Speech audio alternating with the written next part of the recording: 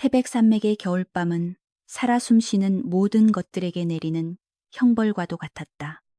뼈마디를 파고드는 삭풍은 굶주린 짐승의 울음처럼 허공을 갈랐고, 하늘을 뒤덮은 먹구름은 달빛조차 허락하지 않은 채 세상의 모든 빛을 삼켜버렸다.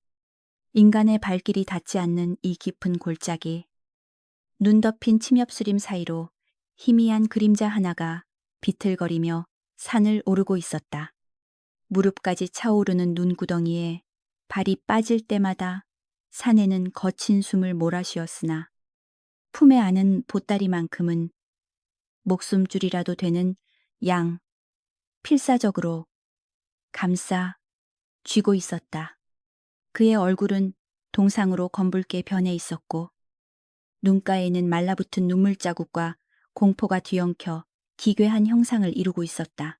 사내의 품에 안긴 것은 붉은 비단으로 겹겹이 쌓인 핏덩이였다.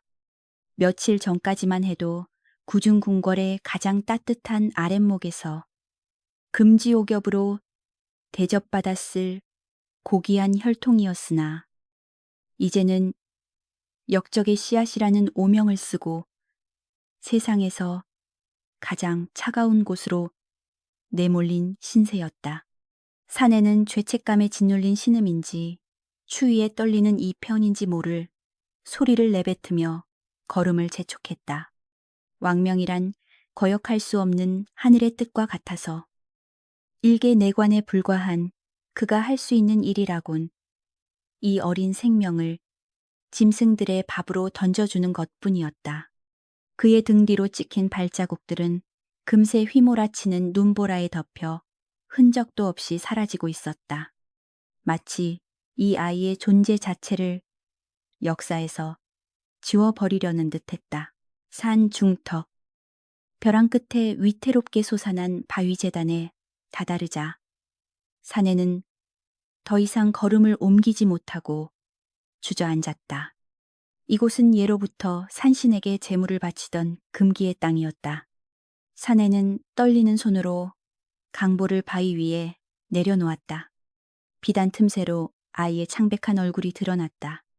태어난 지 100일도 채 되지 않은 아이는 혹독한 냉기를 느끼고는 본능적으로 몸을 움츠렸다. 굳게 닫힌 아이의 눈꺼풀 위로 차가운 눈송이가 내려앉자 아이는 작고 붉은 입술을 달싹이며 칭얼거리기 시작했다. 그 미약한 움직임이 사내의 가슴을 후벼 팠다. 그는 땅바닥에 머리를 처박으며 오열했다. 아가, 부디 용서하지 마소서. 이 못난 죄인을 저주하고 원망하소서. 그러나 감상에 젖어 있을 시간은 없었다. 숲의 어둠 속에서 푸른 안광들이 하나둘씩 켜지기 시작했다. 피냄새를 맡은 늑대 무리가 바람을 타고 접근하고 있었다. 사내는 공포에 질려 뒷걸음질 쳤다. 그는 마지막으로 아이를 한 번 돌아보고는 죄책감보다 더 큰 생존 본능에 이끌려 허겁지겁 산 아래로 내달렸다. 비탈길을 구르며 도망치는 사내의 뒷모습은 비겁하고도 처량했다. 이제 벼랑 끝 바위 위에는 오로지 갓난아이 하나만이 남겨졌다. 휘몰아치는 눈보라, 속에서 붉은 비단 강보는 눈 위에 떨어진 핏방울처럼 선명하고도 위태로워 보였다. 정막이 찾아왔다. 사내의 발자국 소리가 멀어지자 산은 다시금 본연의 무거운 침묵으로 돌아갔다. 아이는 울음을 터뜨렸다. 응애, 응애, 그 소리는 가녀렸으나 적막한 설산의 공기를 찢을 만큼 날카롭고 절박했다. 그것은 단순히 배가 고프거나 추워서 우는 소리가 아니었다. 태어나자마자 부모를 잃고 따뜻한 품에서 내쳐져 죽음의 문턱에 선 생명이 세상의 비정함을 향해 토해내는 처절한 절규였다. 아이의 울음소리는 메아리가 되어 골짜기를 타고 흘러내렸으나 그 누구도 대답해주는 이는 없었다. 오직 차가운 바람만이 아이의 뺨을 때리며 조롱할 뿐이었다. 그때였다. 숲의 주인들이 움직이기 시작했다. 어둠 속에서 늑대 서너 마리가 모습을 드러냈다. 굶주림에 지친 녀석들은 침을 흘리며 바위 재단 주변을 맴돌았다. 아이의 울음소리는 그들에게 있어 맛있는 먹잇감의 신호였다. 늑대 중 우두머리로 보이는 녀석이 앞발을 바위 위에 걸치고 당장이라도 강보를 물어뜯을 기세였다. 아이는 늑대의 거친 숨소리가 얼굴에 닿자 죽음의 그림자가 아이의 목을 조여오는 순간 숲 전체가 일순간 얼어붙은 듯 고요해졌다. 늑대들이 갑자기 귀를 쫑긋 세우더니 겁에 질린 듯 꼬리를 말며 뒷걸음질 치기 시작했다. 바람의 방향이 바뀌었다. 비릿한 짐승의 누린내 대신 묵직하고 신성한 향기가 눈보라에 실려왔다. 산의 공기가 팽팽하게 당겨졌다. 늑대들은 감히 소리조차 내지 못하고 바닥에 납작 엎드려 떨다가 이내 꼬리를 감추고 어둠 속으로 쏜살같이 달아나 버렸다. 그들이 사라진 자리, 칠흑 같은 어둠 속에서 거대한 두 개의 빛이 떠올랐다. 그것은 호박색으로 타오르는 불꽃 같기도 했고 천년을 묵은 얼음 결정 같기도 했다. 지축을 울리는 묵직한 발걸음 소리가 들려왔다. 쿵, 쿵, 쿵. 눈 덮인 땅이 미세하게 진동했다. 안개와 눈보라를 가르며 나타난 존재는 전설 속에서나 볼 법한 거대한 백호 발후였다. 몸집은 황소보다 컸으며 온몸을 덮은 흰 털은 갓 내린 눈보다 더 순백으로 빛나고 있었다.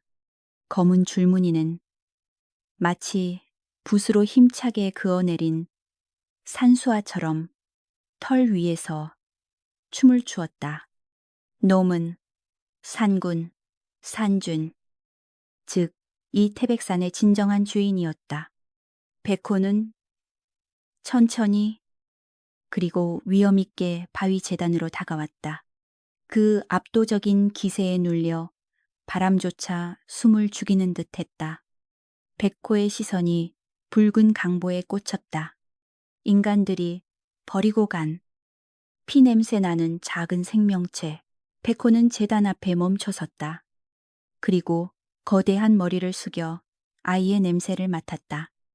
콧김이 뿜어져 나올 때마다 아이의 머리카락이 흩날렸다. 보통의 짐승이었다면 단숨에 목덜미를 물어뜯었을 것이다. 하지만 백호는 움직이지 않았다. 그 깊고 알 수 없는 호박색 눈동자가 아이의 눈과 마주쳤다. 아이는 울지 않았다. 그저 투명한 눈망울로 눈앞의 거대한 짐승을 응시할 뿐이었다. 백호의 눈동자 속에서 기이한 빛이 일렁였다. 그것은 단순한 호기심이 아니었다. 아주 먼 옛날의 기억을 더듬는 듯한 혹은 잊혀진 약속을 떠올리는 듯한 아련함이 서려 있었다. 백호는 낮은 소리로 그르렁거렸다.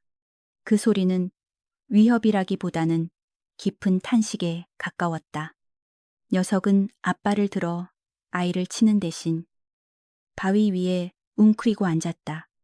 그리고 자신의 거대하고 따뜻한 몸으로 아이를 감싸기 시작했다. 차가운 눈바람을 막아주는 거대한 하얀 벽이 생긴 것이다. 백호의 털은 거칠었으나 그 안에서 뿜어져 나오는 열기는 화로보다 뜨거웠다. 아이는 본능적으로 그 온기를 찾아 백호의 배 쪽으로 파고들었다. 인간에게 버림받은 아이가 짐승의 품에서 안식을 찾는 기이하고도 슬픈 광경이었다. 백호는 혀를 내밀어 아이의 차가운 볼을 조심스럽게 핥았다. 까슬까슬한 혀의 감촉에 아이가 칭얼거렸지만 백호는 멈추지 않고 얼어붙은 아이의 몸을 녹여주었다. 녀석의 행동은 마치 제 새끼를 돌보는 어미의 그것과 다를 바가 없었다. 아니, 어쩌면 그보다 더 조심스럽고 경건했다. 백호는 알고 있는 것일까? 이 아이가 짊어지고 있는 가혹한 운명을, 그리고 자신이 지금 품에 안은 것이 단순한 인간의 아이가 아니라 훗날 이 나라의 산천을 뒤흔들 씨앗임을. 밤이 깊어질수록 추위는 더욱 기승을 부렸다. 그러나 백호의 품속은 세상 그 어느 곳보다 안전했다. 백호는 밤새도록 한숨도 자지 않고 깨어 있었다.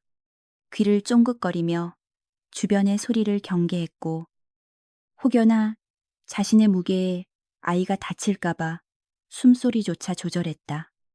이따금씩 먼 곳에서 들려오는 늑대들의 울음소리에 백호는 낮은 포효로 응수했다. 접근하지 마라. 이것은 나의 것이다. 그 소리는 산 전체를 울리며 숲의 모든 생명체에게 경고를 보냈다. 새벽이 다가오고 있었다. 폭설은 잦아들었고 동쪽 하늘에서 희미한 여명이 밝아왔다. 푸르스름한 새벽빛을 받아 백호의 털은 신비로운 은빛으로 빛났다. 강보 속의 아이는 백호의 털에 얼굴을 묻은 채 곤히 잠들어 있었다. 아이의 규칙적인 숨소리에 맞춰 백호의 배도 천천히 오르내렸다. 산 아래 세상에서는 권력을 차지하기 위한 피비린내 나는 사륙이 벌어지고 있을지언정 이곳 벼랑 끝 제단 위는 태초의 평화가 머무는 성역과도 같았다. 그때 숲 아래쪽에서 인기척이 느껴졌다.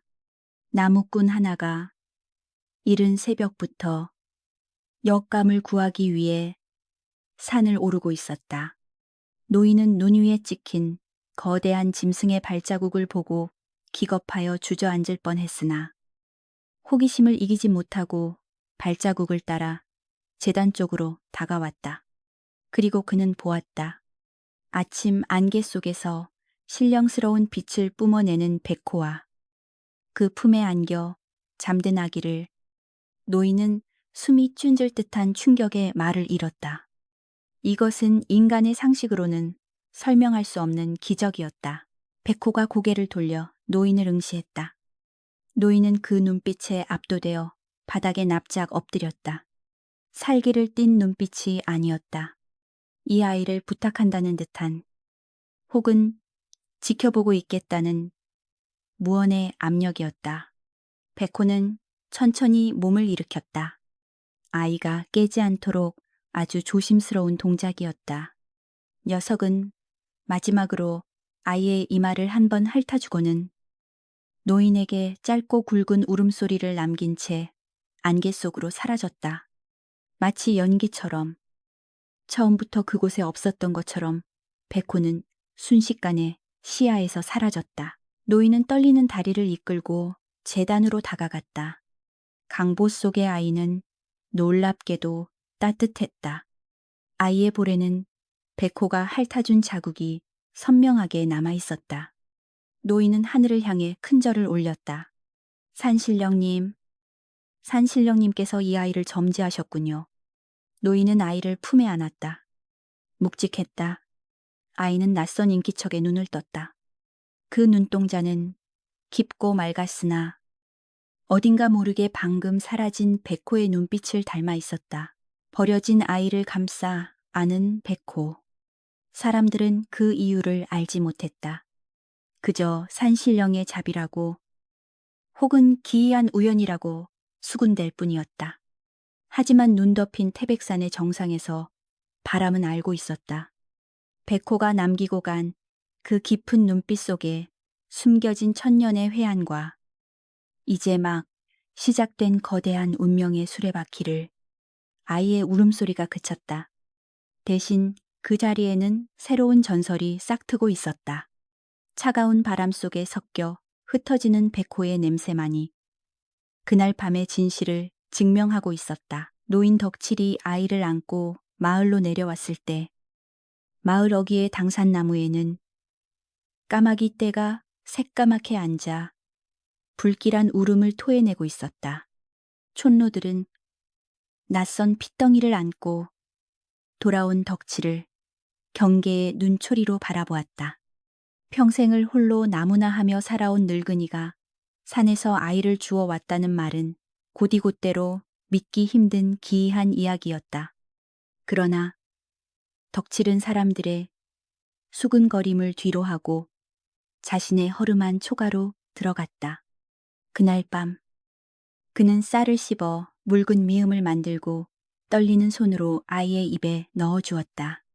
아이는 굶주린 새끼, 새처럼 입을 벌려 그것을 받아먹었다. 덕칠은 아이의 깊은 눈을 들여다보며 중얼거렸다. 산에서 왔으니 내 이름은 이제부터 산이다. 부디 산처럼 굳건하게 살아다오. 시간은 흐르는 물과 같아서 어느덧 10년이라는 세월이 훌쩍 지나갔다. 산이는 무럭무럭 자랐다. 아니, 자란다기보다는 숲이 영역을 확장하듯 거침없이 뻗어나갔다는 표현이 더 어울렸다. 10살이 된 산이는 또래 아이들보다 머리 하나는 더 컸으며 그 기골이 장대하여 마치 바위로 빚은 듯 단단해 보였다. 그러나 마을 사람들은 산이의 훤칠한 외모를 칭찬하기보다는 그 뒤에 숨겨진 기이함을 두려워했다. 아이에게서는 사람의 냄새가 나지 않았다. 대신 젖은 흙내음과 마른 풀 냄새, 그리고 설명할 수 없는 서늘한 짐승의 향기가 났다. 마을의 안악들은 산이가 지나갈 때면 황급히 제 자식들을 치마폭 뒤로 숨겼다. 저 녀석 눈을 보지 마라. 산에 사는 도깨비가 씌었다지 않느냐. 그들의 속삭임은 바람을 타고 산이의 귀에 꽂혔다. 산이는 아무 말도 하지 않았지만 그 말들은 어린 가슴에 보이지 않는 멍을 남겼다. 산이의 눈동자는 유난히 옅은 갈색이었는데 햇빛을 받으면 마치 호박석처럼 투명하게 빛났다. 그것은 사람의 눈이라기보다는 맹수의 그것에 가까웠다. 마을의 개들조차 산이가 가까이 오면 꼬리를 말고 도망치거나 구석에 처박혀 낑낑거리기 일쑤였다. 산이는 외로웠다. 또래 아이들이 팽이를 치거나 자치기를 하며 놀 때 그는 언제나 멀리 떨어진 나무 그늘에 앉아 그들을 지켜보기만 했다. 끼고 싶다는 마음이 없었던 것은 아니다.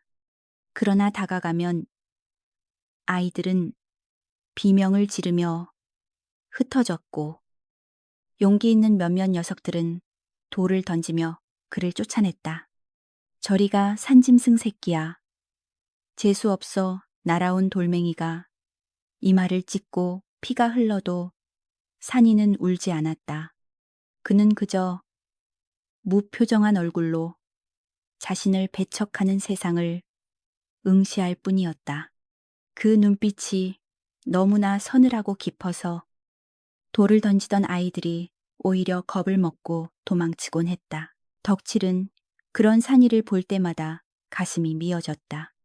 그는 산이에게 지게 지는 법과 도끼질하는 법을 가르쳤다. 사람들의 말에 귀 기울이지 말거라. 그들은 네가 특별해서 질투하는 게다. 덕칠은 투박한 손으로 산이의 머리를 쓰다듬으며 위로했다. 하지만 산이는 알고 있었다. 자신이 특별한 것이 아니라 이질적인 존재라는 것을. 덕칠이 잠든 밤이면 산이는 홀로 마당에 나와 달을 쳐다보았다. 저 달 너머 어딘가에 자신을 받아줄 진짜 고향이 있을 것만 같았다. 어느 늦가을 오후였다. 마을의 유지인 최진사의 아들이 패거리를 이끌고 산이의 앞길을 막아섰다. 녀석들은 평소에도 산이를 못살게 구는 것으로 악명이 높았다. 야, 산신령이 뱉어낸 자식아. 네, 아비가 호랑이라며 한번 지져봐라. 최진사의 아들이 킬킬거리며 산이의 뺨을 툭툭 쳤다. 산이는 묵묵히 고개를 숙이고 지나가려 했으나 그들은 산이의 낡은 옷자락을 잡아채며 놔주지 않았다. 급기야 그들은 덕칠이 정성스레 싸준 주먹밥 꾸러미를 바닥에 내동댕이 치고 발로 짓밟았다. 흙투성이가 된 주먹밥을 보는 순간 산이의 내면에서 무언가가 끊어지는 소리가 들렸다. 그것은 분노였지만 인간의 평범한 화와는 결이 달랐다. 가슴 깊은 곳, 단전에서부터 뜨거운 열기가 치솟아 올랐다. 산이가 고개를 들었다. 그 순간 그의 호박색 눈동자가 기이한 광채를 뿜어냈다. 비켜라. 산이의 입에서 나온 목소리는 낮게 깔렸으나 마치 맹수의 으르렁거림처럼 묵직한 울림이 있었다. 최진사의 아들은 순간 등골이 오싹해짐을 느꼈다. 눈앞에 있는 것은 10살짜리 꼬마가 아니라 굶주린 호랑이 한 마리였다. 겁에 질린 패거리 중 하나가 막대기를 휘둘렀다. 하지만 산이는 피하지 않았다. 아니, 피할 필요가 없었다. 산이는 날아오는 막대기를 한 손으로 낚아챘다. 우지끈 굵은 참나무 막대기가 산이의 악력에 맥없이 부러져 나갔다. 아이들의 눈이 휘둥그레졌다. 산이는 한 발자국 앞으로 내디뎠다. 그 단순한 동작만으로도 압도적인 살기가 뿜어져 나왔다. 최진사의 아들은 다리가 풀려 털썩 주저앉았고 바지가 축축하게 젖어 들어갔다. 괴물이다. 아이들은 비명을 지르며 혼비백산하여 도망쳤다. 텅 빈 길가에 홀로 남은 산이는 부러진 막대기를 손에 쥔 채 거칠게 숨을 몰아쉬었다. 손끝이 파르르 떨렸다. 방금 자신의 몸 안에서 솟구쳤던 그 낯설고도 폭력적인 힘, 그것은 분명 자신의 것이었으나 동시에 자신의 것이 아니었다. 산이는 자신의 손을 내려다보았다. 거친 손마디 사이로 흐르는 피는 붉었지만 그 안에는 짐승의 본성이 꿈틀거리고 있었다. 그는 두려웠다. 사람들이 자신을 괴물이라 부르는 것이 틀린 말이 아닐지도 모른다는 생각이 처음으로 들었다. 그날 저녁, 산이는 밥을 먹는 둥 마는 둥 하고 일찍 자리에 누웠다. 덕칠은 마을에서 들려오는 소란스러운 이야기를 듣고 대충 짐작하고 있었기에 아무것도 묻지 않았다. 그저 조용히 방에 불을 끄고 한숨을 내쉴 뿐이었다. 산이는 어둠 속에서 눈을 떴다. 잠이 오지 않았다. 가슴 속이 답답하고 뜨거웠다. 그는 방문을 열고 밖으로 나왔다. 밤 공기는 차가웠지만 산이의 몸은 열기로 달아올라 있었다. 그는 무언가에 홀린 듯 마을 뒷산으로 향하는 오솔길을 걸었다. 숲의 입구에 다다르자 비로소 숨통이 트이는 것 같았다. 마을의 탁한 공기와는 달리 숲의 공기는 맑고 청량했다. 나무들은 산이를 반기듯 가지를 흔들었고 풀벌레들은 노래를 멈추지 않았다. 산이는 이곳이 편했다. 인간들 틈바구니보다 짐승들이 사는 이 숲이 훨씬 더 안락하게 느껴졌다. 그는 큰 바위에 걸터 앉아 저 멀리 하얗게 눈이 덮인 태백산 정상을 바라보았다. 그곳은 자신이 발견된 곳이자 덕칠이 말해주지 않는 비밀이 숨겨진 곳이었다. 나는 누구입니까? 산이는 허공을 향해 물었다. 대답은 없었다. 하지만 바람이 불어와 산이의 머리카락을 쓸어 넘겼다. 그 바람결에 실려온 냄새가 있었다. 10년 전 눈보라치던 그 밤에 맡았던 그 냄새. 비릿하지 않고 신성하며 묵직한 백향목 같은 향기. 산이의 코가 벌렁거렸다. 기억나지 않는 기억. 무의식 깊은 곳에 각인된 그 향기가 뇌리를 스쳤다. 그는 벌떡 일어났다. 누군가 숲 안쪽에서 자신을 보고 있다는 느낌이 강하게 들었다. 산이는 숲의 깊은 어둠을 응시했다.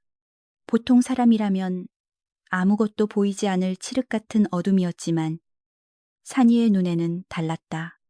나무들 사이 덤불 너머에서 두 개의 푸른 빛이 번뜩였다가 사라졌다. 그것은 늑대의 것도 부엉이의 것도 아니었다. 훨씬 더 높은 곳에서 훨씬 더 위험 있는 시선으로 자신을 내려다보고 있었다. 산이는 그 시선이 두렵지 않았다. 오히려 그리움이 밀려왔다. 심장이 거세게 뛰기 시작했다.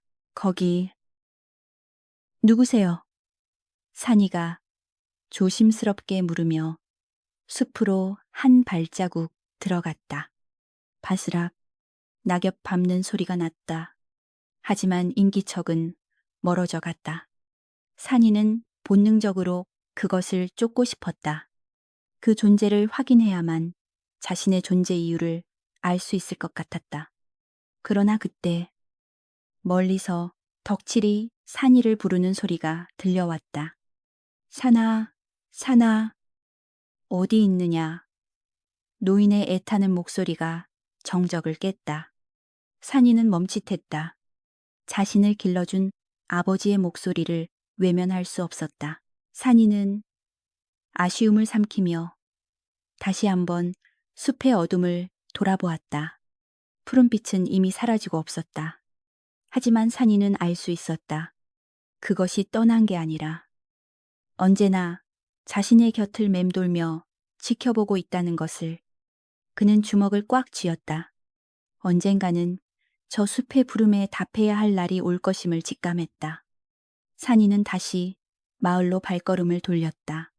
그의 등 뒤로 거대한 하얀 그림자가 소리 없이 스쳐 지나갔다. 달빛 아래 산이의 그림자가 길게 늘어졌다.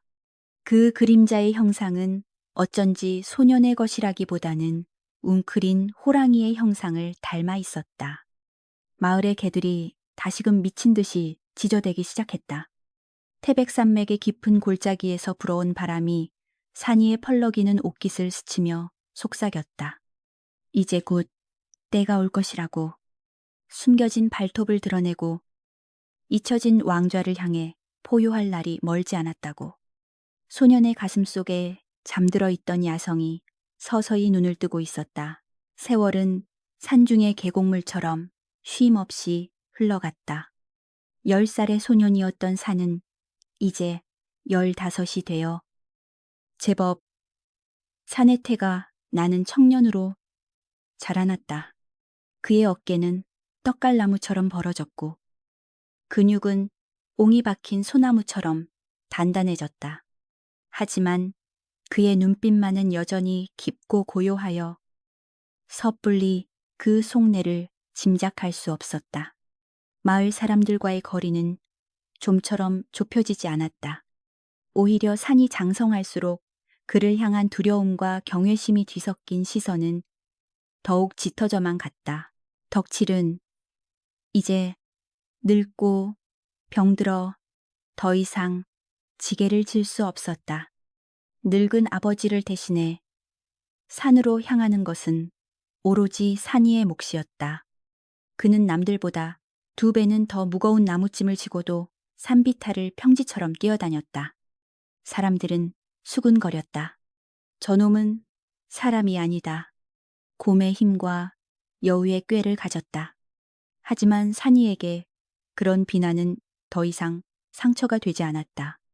그에게는 마을의 차가운 시선보다 산속의 적막이 더 편안했고 사람들의 말소리보다 바람이 나뭇잎을 스치는 소리가 더 정겨웠다. 어느 늦겨울 산은 덕칠의 기침병에 좋다는 약초를 구하기 위해 평소보다 더 깊은 산속으로 들어갔다. 그곳은 전문 신만이들도 혀를 내두르며 피하는 험지였다. 눈 덮인 바위산은 한치의 실수도 용납하지 않는 죽음의 땅이었으나 산이는 거침없이 발걸음을 옮겼다. 마치 누군가가 그를 안전한 길로 안내하고 있는 듯했다. 낭떠러지 앞에서는 바람이 불어 멈춰 세웠고 눈사태가 일어날 곳에서는 까마귀가 울어 길을 돌리게 했다. 산이는 알고 있었다. 자신이 혼자가 아니라는 것을. 약초를 캐어 망태기에 담고 하산하려던 찰나였다. 숲의 공기가 순식간에 무거워졌다. 산짐승 특유의 노린내가 코를 찔렀다. 산이는 본능적으로 낯을 고쳐 쥐고 뒤를 돌아보았다. 덤불 속에서 거친 숨소리와 함께 집채만 한 멧돼지 한 마리가 튀어나왔다. 놈은 굶주림에 미쳐 눈이 붉게 충혈되어 있었고 입가에는 허연 거품을 물고 있었다. 송곳니는 단창처럼 날카롭게 뻗어 있어 스치기만 해도 살점이 떨어져 나갈 듯했다. 크앙 멧돼지가 괴성을 지르며 돌진해왔다. 땅이 울렸다. 산이는 재빨리 몸을 날려 고목 뒤로 피했다. 쾅! 멧돼지가 들이받은 나무가 맥없이 부러졌다. 엄청난 괴력이었다. 산이는 식은땀을 흘렸다. 아무리 힘센 장사라도 맨몸으로 성난 멧돼지를 당해낼 수는 없었다. 도망칠 곳은 없었다. 뒤는 깎아지른 절벽이었다. 멧돼지는 다시 자세를 고쳐 잡고 산이를 향해 돌진할 준비를 했다. 죽음의 공포가 엄습했다. 그 순간이었다. 숲을 가르는 바람소리가 들렸다. 가는 소리와 함께 하얀 섬광이 산이의 눈앞을 스쳐 지나갔다. 그것은 너무나 빨라서 형체를 알아볼 수 없었다. 그저 거대한 하얀 구름 덩어리가 지상으로 내려 꽂히는 것 같았다. 카악 멧돼지의 비명 소리가 터져 나왔다. 산이가 눈을 떴을 때 믿을 수 없는 광경이 펼쳐져 있었다. 그 거대하던 멧돼지가 마치 헌 집단처럼 저 멀리 나가 떨어져 처박혀 있었다. 멧돼지의 목덜미는 무언가 거대한 발톱에 의해 처참하게 찢겨 있었다. 단 한 번의 일격이었다. 산이는 멍하니 주위를 둘러보았다. 누구냐? 나와라. 산이가 소리쳤다. 그러나 돌아오는 것은 바람 소리뿐이었다. 하지만 산이는 느낄 수 있었다. 숲의 그늘 속, 바위 뒤편 어딘가에서 자신을 지켜보는 익숙한 시선을 10년 전 그 밤부터 한결같이 느껴왔던 서늘하지만 따뜻한 그 시선이었다. 또 당신입니까? 산이는 허공을 향해 조용히 물었다. 대답 대신 나뭇가지 위에서 눈덩이가 툭 하고 떨어졌다. 산이는 멧돼지의 사체 곁으로 다가갔다. 눈 위에는 거대한 짐승의 발자국이 선명하게 찍혀 있었다. 호랑이의 발자국이었으나 그 크기는 일반 호랑이의 2배가 넘었다. 산이는 그 발자국 위에 자신의 손을 대보았다. 손바닥보다 훨씬 큰 발자국. 가슴이 벅차올랐다. 그는 깨달았다. 자신의 곁을 맴돌던 하얀 그림자가 단순한 환상이 아님을. 산이는 망태기에서 가장 크고 실한 배 하나를 꺼냈다. 덕칠과 나눠 먹으려던 것이었지만 아깝지 않았다. 그는 발자국 옆 평평한 바위 위에 배를 올려놓고 큰 절을 올렸다. 고맙습니다. 은혜를 잊지 않겠습니다. 산이는 한동안 그 자리를 떠나지 못하고 서성거렸다. 혹시라도 그 모습을 볼 수 있을까 싶어서였다. 그러나 하얀 그림자는 끝내 모습을 드러내지 않았다. 산이는 아쉬움을 뒤로하고 멧돼지를 짊어졌다. 엄청난 무게였지만 발걸음은 가벼웠다. 든든한 보호자가 뒤에 있다는 사실이 그에게 무한한 용기를 주었다. 마을로 돌아온 산이가 거대한 멧돼지를 내려놓자 마을 사람들은 기겁을 하며 물러섰다. 이걸 내 놈 혼자 잡았단 말이냐? 촌장이 믿을 수 없다는 듯 물었다. 산이는 고개를 저었다. 산신령님이 도와주셨습니다. 산이는 짧게 대답하고 집으로 향했다. 사람들은 산이의 등 뒤에서 수군거렸다.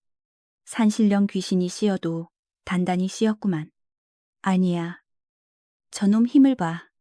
저건 인간의 힘이 아니야. 두려움은 더욱 커졌지만 그 덕분에 누구도 감히 산이에게 시비를 걸거나 덕치를 무시하지 못하게 되었다. 그날 밤 산이는 꿈을 꾸었다. 꿈속에서 그는 눈 덮인 산을 달리고 있었다. 혼자가 아니었다. 그의 옆에는 집채만한 백호가 나란히 달리고 있었다. 백호의 숨결이 닿을 때마다 온몸에 전율이 흘렀다. 백호가 고개를 돌려 산이를 바라보았다. 그 호박색 눈동자는 말하고 있었다.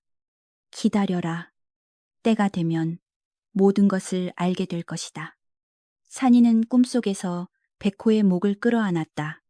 털은 부드러웠고 냄새는 그리웠다. 그것은 어머니의 품보다 더 포근한 아버지의 등과 같았다. 다음 날 아침 산이는 다시 산에 올랐다. 약초를 캐러 가는 길이 아니었다. 그는 어제 배를 놓아두었던 바위로 향했다. 배는 사라지고 없었다. 대신 그 자리에는 산삼 한 뿌리가 놓여 있었다. 잎이 5개 달린 천년을 묵었다는 오구 산삼이었다. 산이는 전율했다. 이것은 선물이자 늙은 아버지를 살리라는 백호의 배려였다. 당신은 나의 수호신입니까? 아니면 잃어버린 가족입니까? 산이는 산삼을 소중히 품에 안으며 눈시울을 붉혔다. 숲은 말이 없었지만 산바람이 불어와 그의 땀방울을 닦아주었다. 그날 이후 산이는 숲에 들어갈 때마다 혼잣말을 하기 시작했다.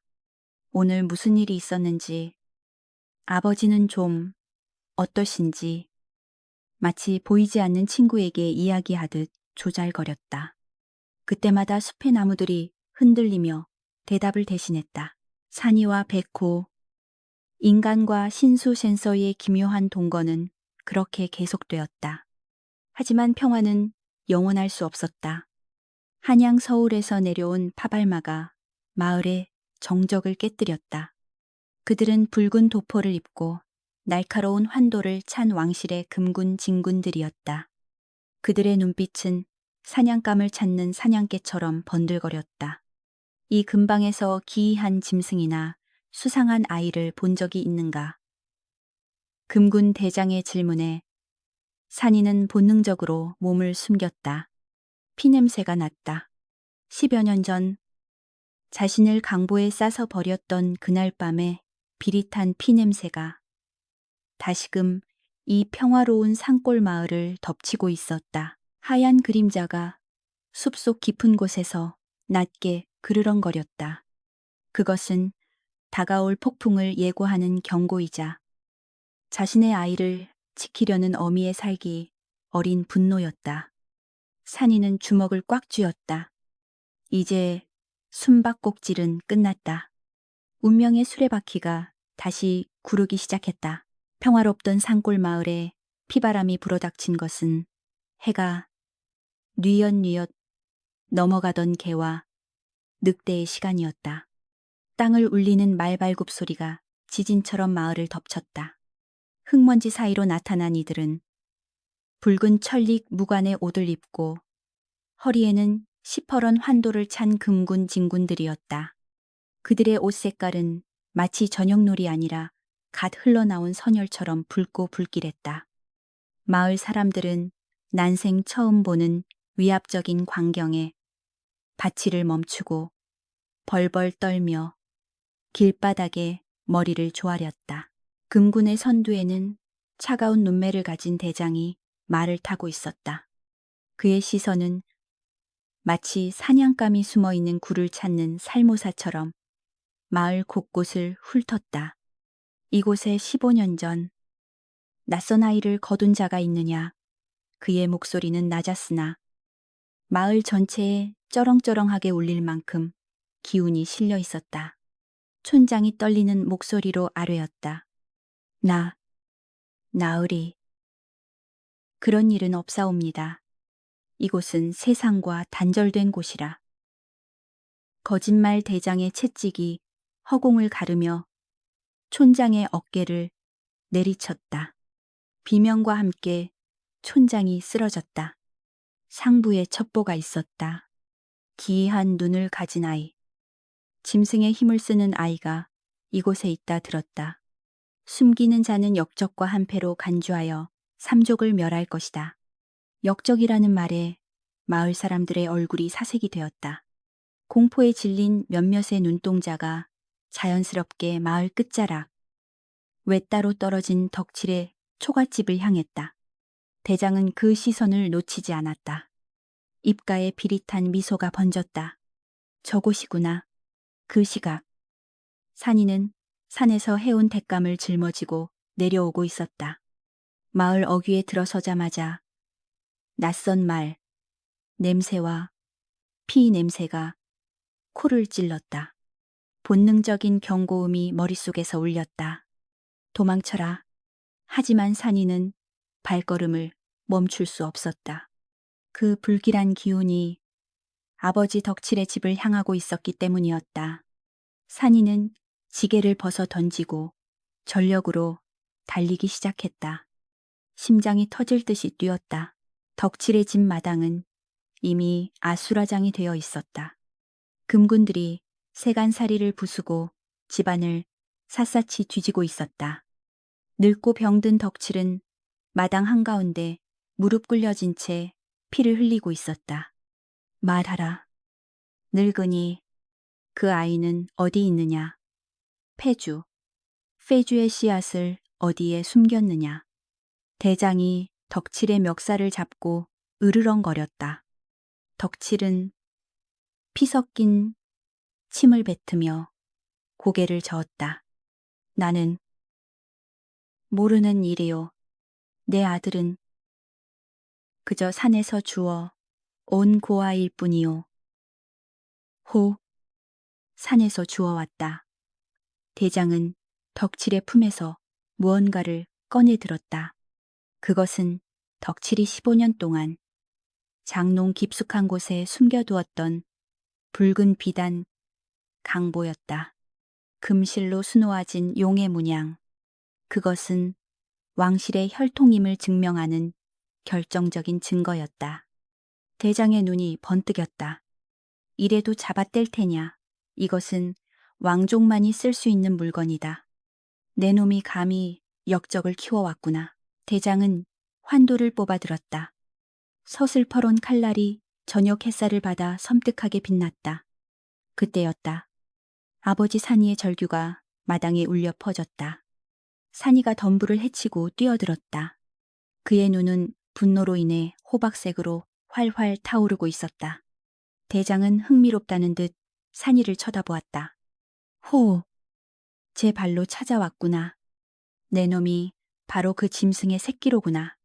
산이는 앞을 가로막는 병사 2명을 단숨에 밀쳐냈다. 엄청난 괴력이었다. 병사들이 종이 인형처럼 날아갔다. 산이는 덕칠에게 달려가려 했다. 하지만 대장의 칼끝이 덕칠의 목에 닿아 있었다. 움직이지 마라. 한 발자국만 더 움직이면 이 늙은이의 목이 날아갈 것이다. 산이는 그 자리에 얼어붙었다. 주먹을 얼마나 세게 쥐었는지 손톱이 살을 파고들어 피가 배어 나왔다. 덕칠이 흐릿한 눈으로 산이를 바라보았다. 산아, 오지 마라. 도망가거라. 노인의 목소리는 갈라지고 있었다. 그는 알고 있었다. 오늘이 자신의 제삿날임을, 그리고 자신이 죽어야만 산이가 살 수 있음을. 덕칠은 마지막 힘을 짜내어 대장의 팔을 붙잡았다. 산아, 뒤도 돌아보지 말고 뛰어라. 너는 살아야 한다. 숲으로 가라. 그분이 널 지켜줄 게다. 이 늙은이가 대장은 귀찮다는 듯 팔을 휘둘렀다. 석둑, 끔찍한 소리와 함께 붉은 선혈이 허공에 흩뿌려졌다. 덕칠의 몸이 힘없이 바닥으로 쓰러졌다. 산이의 세상이 정지했다. 눈앞이 하얗게 변했다가 다시 붉게 물들었다. 15년간 자신을 친자식처럼 먹이고 입혀준 세상 유일한 내 편이었던 아버지. 그 따뜻했던 아버지가 차가운 주검이 되어 흙바닥에 나뒹굴고 있었다. 아하. 산이는 짐승 같은 포효를 내질렀다. 그것은 인간의 비명이 아니었다. 가슴속 깊은 곳에서 터져나온 원한 웬흔의 절규였다. 산이의 눈에서 눈물 대신 핏물이 흘러내렸다. 이성을 잃은 산이가 대장을 향해 달려들었다. 하지만 그는 무술을 배운 적이 없는 풋내기였다. 대장은 노련하게 산이의 주먹을 피하고 칼등으로 산이의 뒷목을 후려쳤다. 억산이는 비틀거리며 무릎을 꿇었다. 정신이 혼미해졌다. 금군들이 때로 달려들어 산이를 포박하려 했다. 잡아라. 산채로 잡아서 한양으로 압송해야 한다. 대장의 명령이 떨어졌다. 밧줄이 산이의 몸을 조여왔다. 절망적인 상황이었다. 하지만 그때 산이의 귓가에 바람 소리가 들렸다. 일어나라. 나의 아이야. 이곳은 네가 죽을 곳이 아니다. 머릿속을 울리는 낯설고도 익숙한 목소리. 산이는 입술을 깨물어 정신을 차렸다. 죽을 때 죽더라도 놈들에게 잡힐 수는 없었다. 아버지가 목숨 바쳐 열어준 길이었다. 산이는 젖먹던 힘까지 짜내어 포박을 풀고 병사들을 밀쳐냈다. 그리고 대장에게 달려드는 척 하다가 몸을 돌려 뒷산 쪽으로 내달렸다. 저놈 잡아 활을 쏴라. 대장이 다급하게 외쳤다. 피용, 피용 화살이 빗발치듯 날아왔다. 화살 하나가 산이의 어깨를 스치고 지나갔다. 뜨거운 통증이 느껴졌지만 멈출 수 없었다. 산이는 피를 흘리며 어둠이 깔린 숲속으로 뛰어들었다.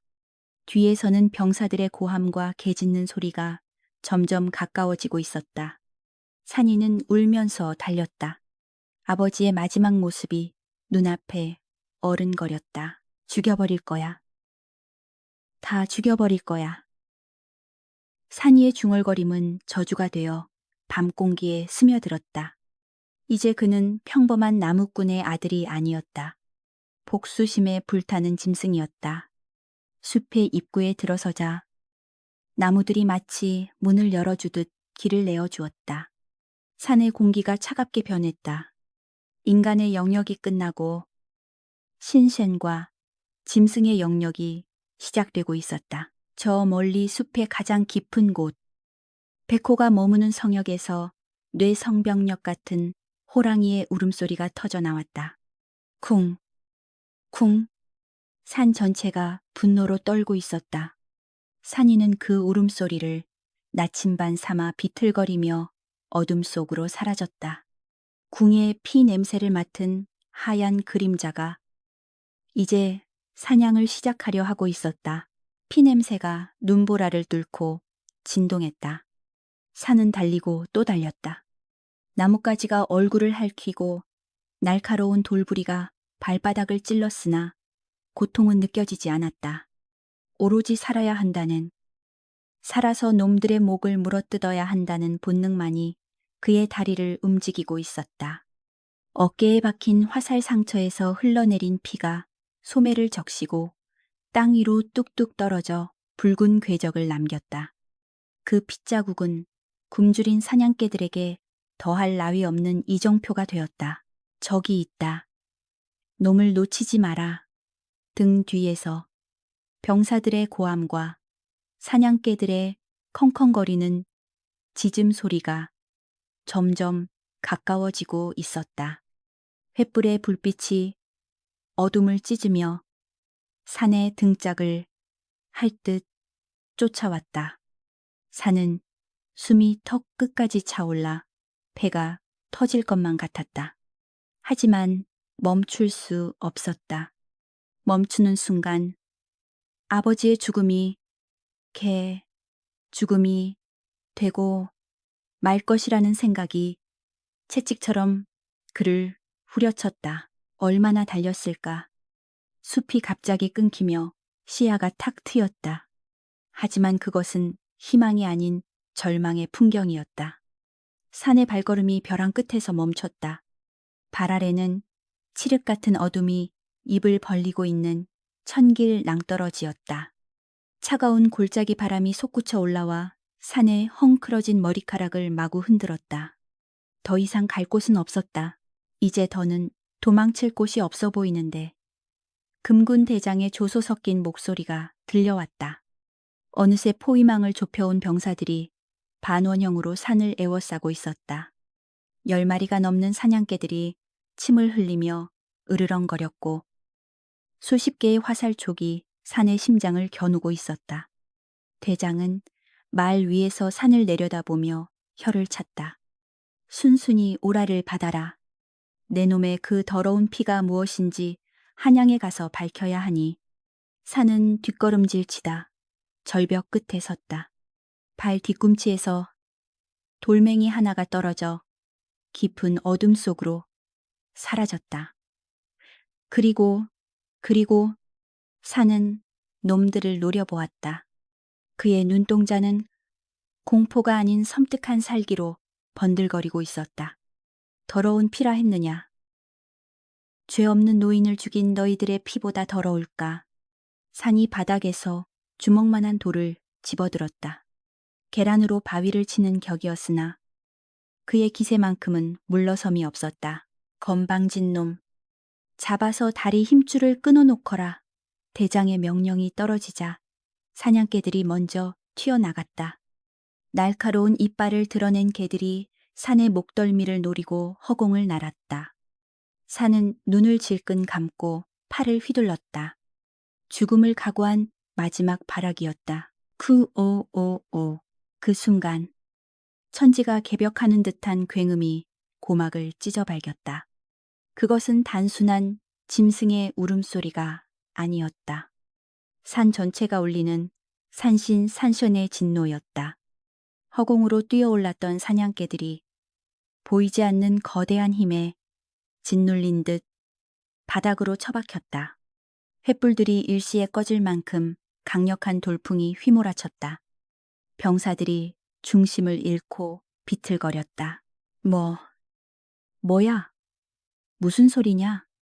대장이 말에서 떨어질 뻔하며 소리쳤다. 병사들의 시선이 일제히 숲이 어둠 속 한 곳으로 쏠렸다. 그곳에서 2개의 푸른 안광이 도깨비불처럼 타오르고 있었다.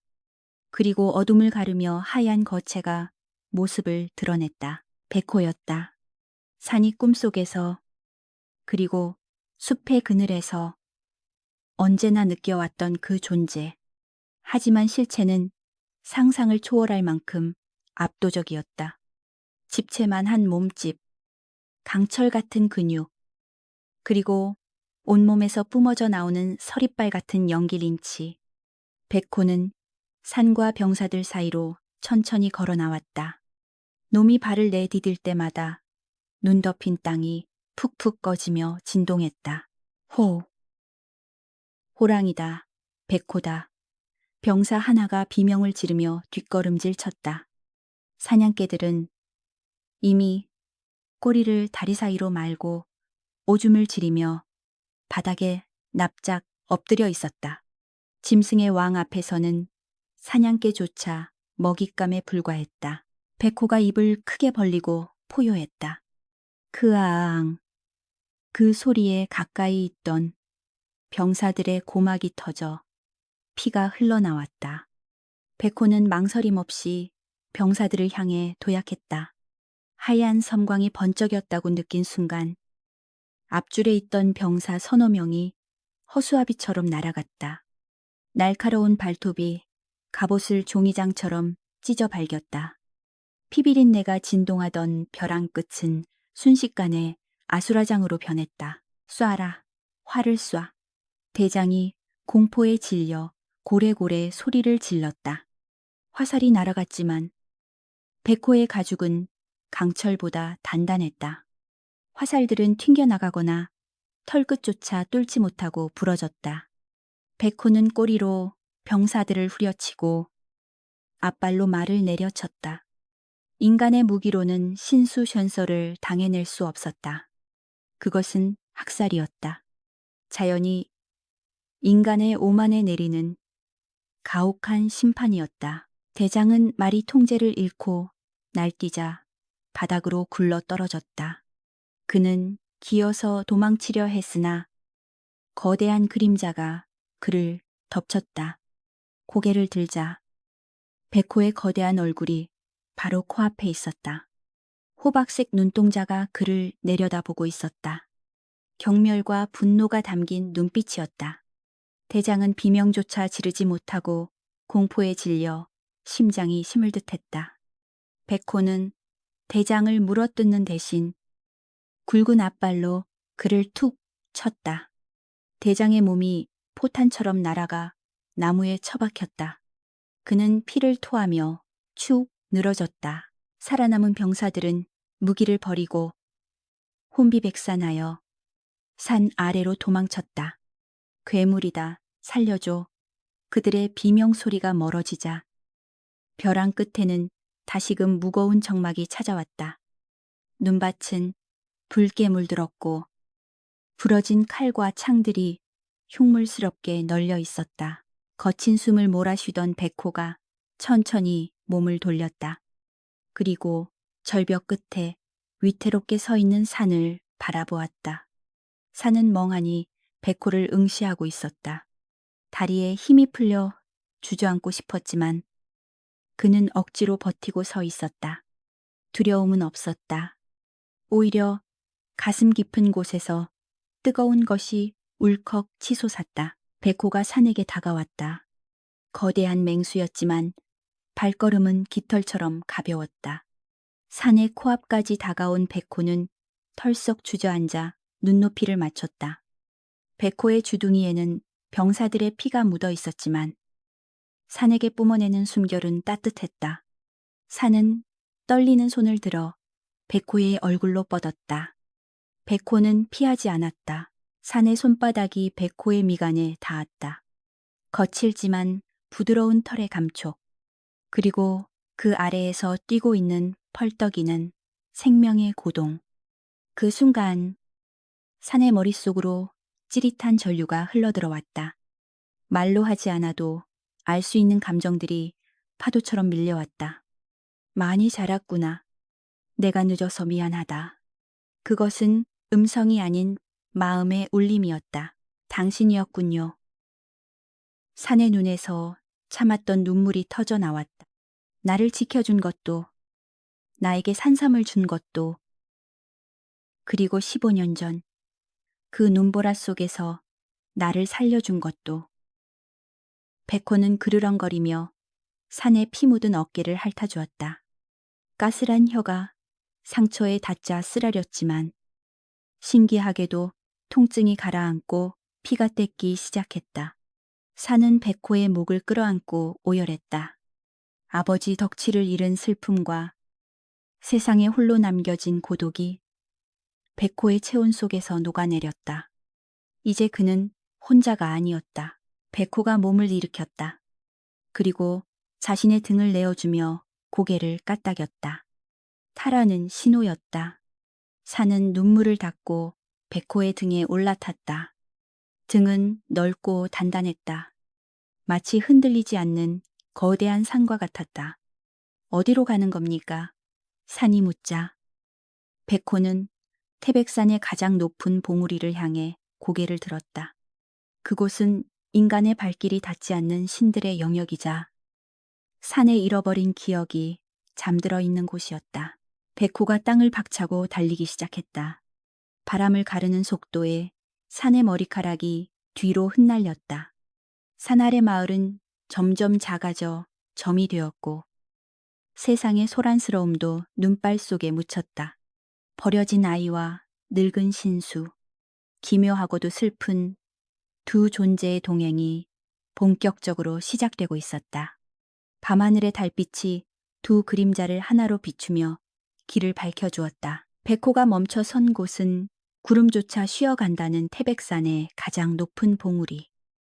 천재단 텐지단 아래 숨겨진 거대한 석굴이었다. 입구는 덩굴과 기이한 푸른 이끼로 뒤덮여 있어 산의 허락 없이는 누구도 발견할 수 없는 은신처였다. 동굴 안으로 들어서자 바깥에 매서운 칼바람은 거짓말처럼 사라지고 어머니의 자궁속처럼 따스하고 습한 공기가 감돌았다. 천장에는 수천 년 동안 맺힌 종유석들이 신비로운 은색 광채를 뿜어내어 횃불 없이도 대낮처럼 환했다. 이곳은 시간이 멈춘 곳이자 산신령이 인간의 역사를 내려다보는 관망대였다. 산은 백호의 등에서 내려와 비틀거렸다. 긴장이 풀리자 온몸의 상처가 욱신거렸고 극도의 피로가 밀물처럼 덮쳐왔다. 백호는 그런 산을 걱정스러운 눈빛으로 바라보더니 동굴 한가운데 있는 맑은 연못으로 그를 이끌었다. 마셔라. 들리지 않는 목소리가 다시금 산의 뇌리에 울렸다. 산은 홀린 듯 연못물을 떠마셨다. 얼음장처럼 차가우면서도 달콤한 물이 목구멍을 타고 흐르자 혼탁했던 정신이 맑아지며 기이한 평온함이 찾아왔다. 산은 연못과 평평한 바위에 몸을 누였다. 백호가 다가와 산의 옆에 웅크리고 앉았다. 그 거대한 체온이 닿자 산의 의식은 현실을 넘어 아득한 심연 속으로 빨려 들어갔다. 꿈인 듯 생시인 듯 눈앞에 낯선 풍경이 펼쳐졌다. 눈보라치는 태백산이 아니었다. 붉은 화마 호모가 휩쓸고 간 전쟁터였다. 찢겨진 깃발들이 비명처럼 펄럭이고 부러진 창과 칼들이 묘비처럼 땅에 박혀 있었다. 시체가 산을 이루고 피가 강을 이루는 참혹한 지옥도 그 한가운데 화려한 갑옷을 입었으나 피투성이가 된 한 장수가 무릎을 꿇고 오열하고 있었다. 그의 품에는 이미 숨이 끊어진 왕족의 남자가 안겨 있었다. 전하, 이 못난 신하를 용서하소서. 소신이 늦었나이다. 장수의 절규는 처절했다. 그는 천하장사라 불리던 무인이었으나 수적 열세와 간신들의 배신 앞에서는 무력했다.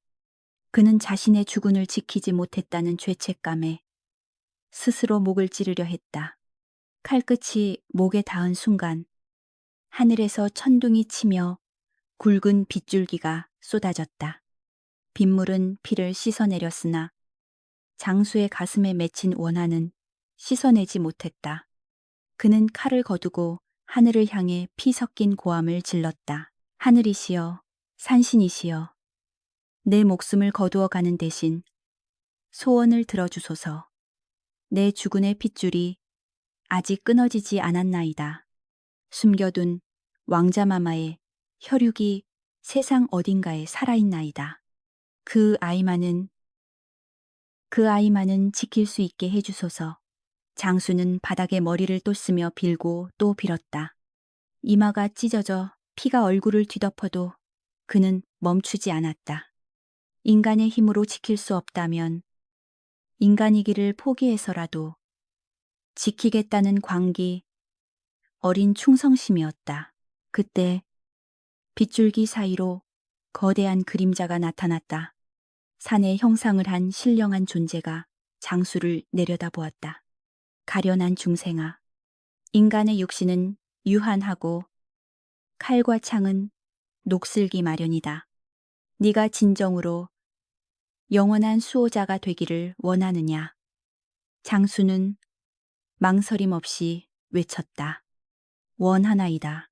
내 살을 찢어 짐승의 가죽을 씌우고 내 뼈를 깎아 짐승의 발톱을 심어주소서. 천년을 살며 천년의 고통을 겪는다 해도 주군의 핏줄을 지킬 수만 있다면 기꺼이 그리하겠나이다. 신령은 고개를 끄덕였다. 좋다. 너의 충심이 하늘을 울렸으니 너에게 산군 산준의 힘을 내려주마. 허나 대가는 혹독할 것이다. 허나 너는 인간으로서의 기억과 말을 잃고 오로지 본능과 사명만을 가진 짐승으로 살아가야 할 것이다. 사랑하는 이들이 너를 두려워하고 피할 것이다. 그래도 하겠느냐 하겠나이다. 짐승이 되어서라도 곁에 머물 수만 있다면. 장수의 대답과 함께 번개가 그의 몸을 내리쳤다. 끔찍한 고통이 시작되었다. 장수의 몸이 뒤틀렸다. 인간의 부드러운 피부가 터지며 거친 흰 털이 솟아나고 손가락 뼈가 부러지고 다시 붙으며 날카로운 발톱으로 변했다. 턱뼈가 으스러지며 거대한 송곳니가 자라났다. 크아악 인간의 비명은 점차 짐승의 포효로 변해갔다. 마지막으로 인간의 눈동자가 호박색 짐승의 눈으로 바뀌기 직전 그는 마지막 눈물을 흘리며 맹세했다. 기다리겠다. 내 죽은의 후예가 나를 찾아올 때까지 이 산에서 영원히. 다시 장면이 바뀌었다. 백호가 된 장수는 세월의 흐름 속에 있었다. 10년, 100년. 인간들의 왕조가 바뀌고 세상이 변하는 동안 그는 홀로 태백산의 눈보라를 맞으며 묵묵히 기다렸다.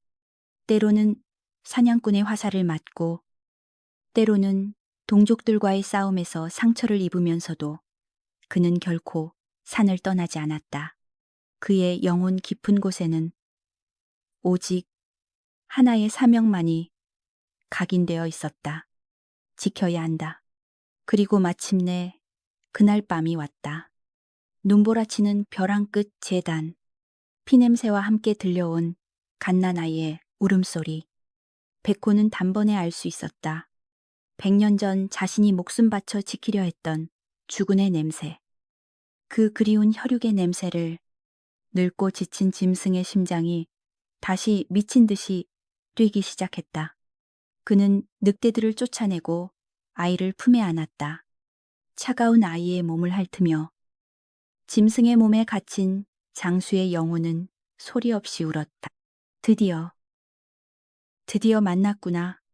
헉사는 거친 숨을 몰아쉬며 꿈에서 깨어났다. 동굴 안은 여전히 고요했다. 산은 땀으로 흠뻑 젖어 있었다.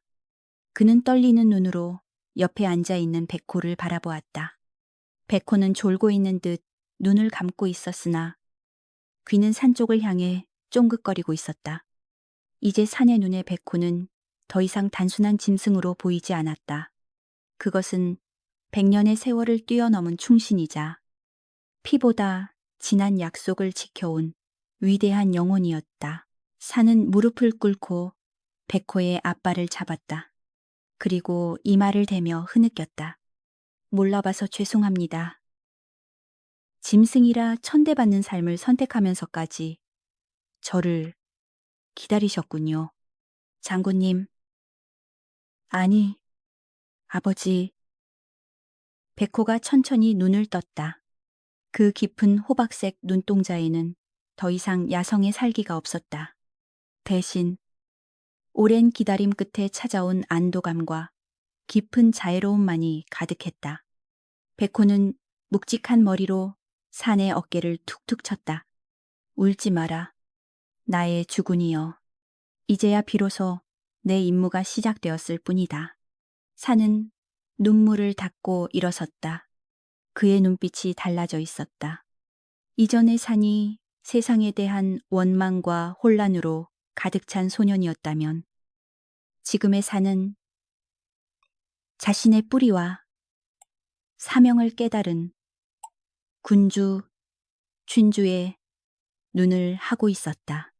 그는 자신의 혈관 속에 흐르는 것이 역적의 피가 아니라 잊혀진 왕조의 정통성과 한 충신의 숭고한 희생이 섞인 고귀한 피임을 깨달았다. 약속하겠습니다. 산은 백호의 눈을 똑바로 바라보며 말했다. 당신의 희생이 헛되지 않게 하겠습니다. 도망치지 않겠습니다. 이 썩어빠진 세상을 바꾸고 당신이 인간으로 돌아올 수 있는 방법을 찾겠습니다. 설령 온 세상이 우리를 짐승이라 손가락질한다 해도 우리는 함께 갈 것입니다. 백호가 낮게 포효했다. 동굴 안이 그 울림으로 진동했다. 그것은 동의의 표시이자 새로운 맹세의 의식이었다. 그때 동굴 밖에서 바람이 바뀌는 소리가 들려왔다. 단순한 자연의 바람이 아니었다. 수많은 발자국 소리와 쇠붙이가 부딪히는 소리. 탐욕스러운 인간들이 마침내 신의 영역까지 침범해오고 있었다. 산은 동굴 입구를 바라보았다. 두려움은 사라졌다. 대신 서늘한 분노가 가슴을 채웠다. 그는 옆에 놓인 낡은 검동굴 구석에 백호가 모아둔 옛 장수의 유품 중 하나를 집어들었다. 녹이 슬었지만 손에 쥐는 순간 마치 제 주인을 만난 듯 건명갯맹이 울렸다. 가시지요. 저들을 맞이하러. 백호가 먼저 몸을 일으켜 앞장섰다. 하얀 털이 어둠 속에서 빛을 발하며 길을 밝혔다. 1인 1앤과 1호 이후 100년의 시간을 넘어 다시 뭉친 그들은 이제 전설이 아닌 현실의 싸움을 향해 걸어 나갔다. 한양의 궁궐은 겉보기에는 화려하고 웅장했으나 그 안에서는 썩은 내가 진동하고 있었다. 병석에 누운 왕은 밤마다 악몽에 시달리며 식은땀을 흘렸다.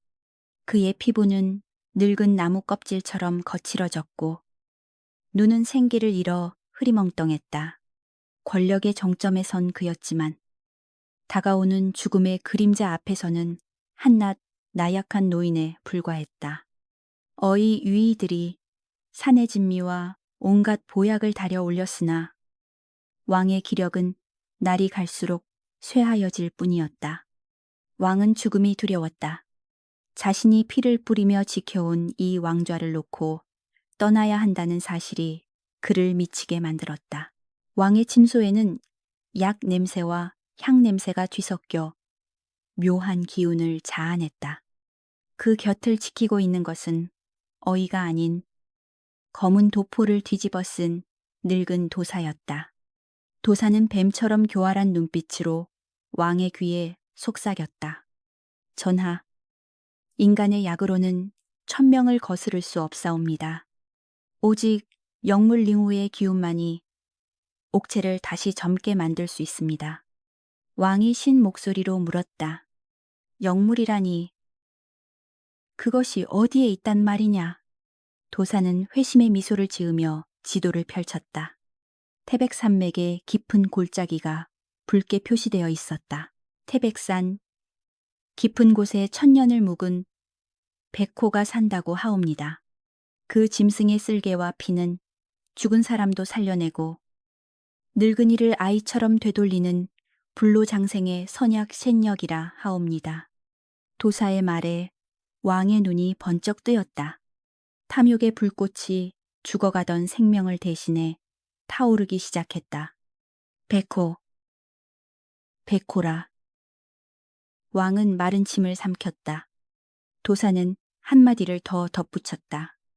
게다가 그 백호가 15년 전 사라진 폐주의 혈육을 끼고 돈다는 소문이 파다하옵니다. 짐승을 잡아 약으로 쓰시고 후환이 될 씨앗은 제거하시옵소서. 이야말로 일거양득이 아니겠나이까. 왕은 광기 어린 웃음을 터뜨렸다. 하늘이 과인을 돕는구나. 당장 잡아오라.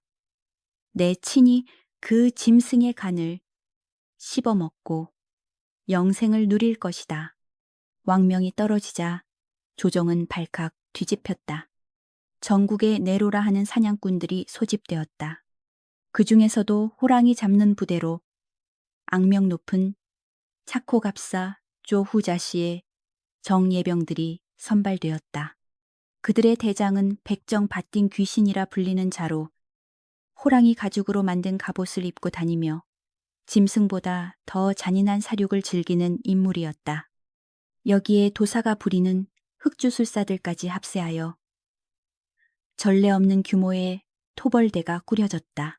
토벌대가 한양을 출발할 때 백성들은 그들의 살기에 눌려 숨소리조차 내지 못했다.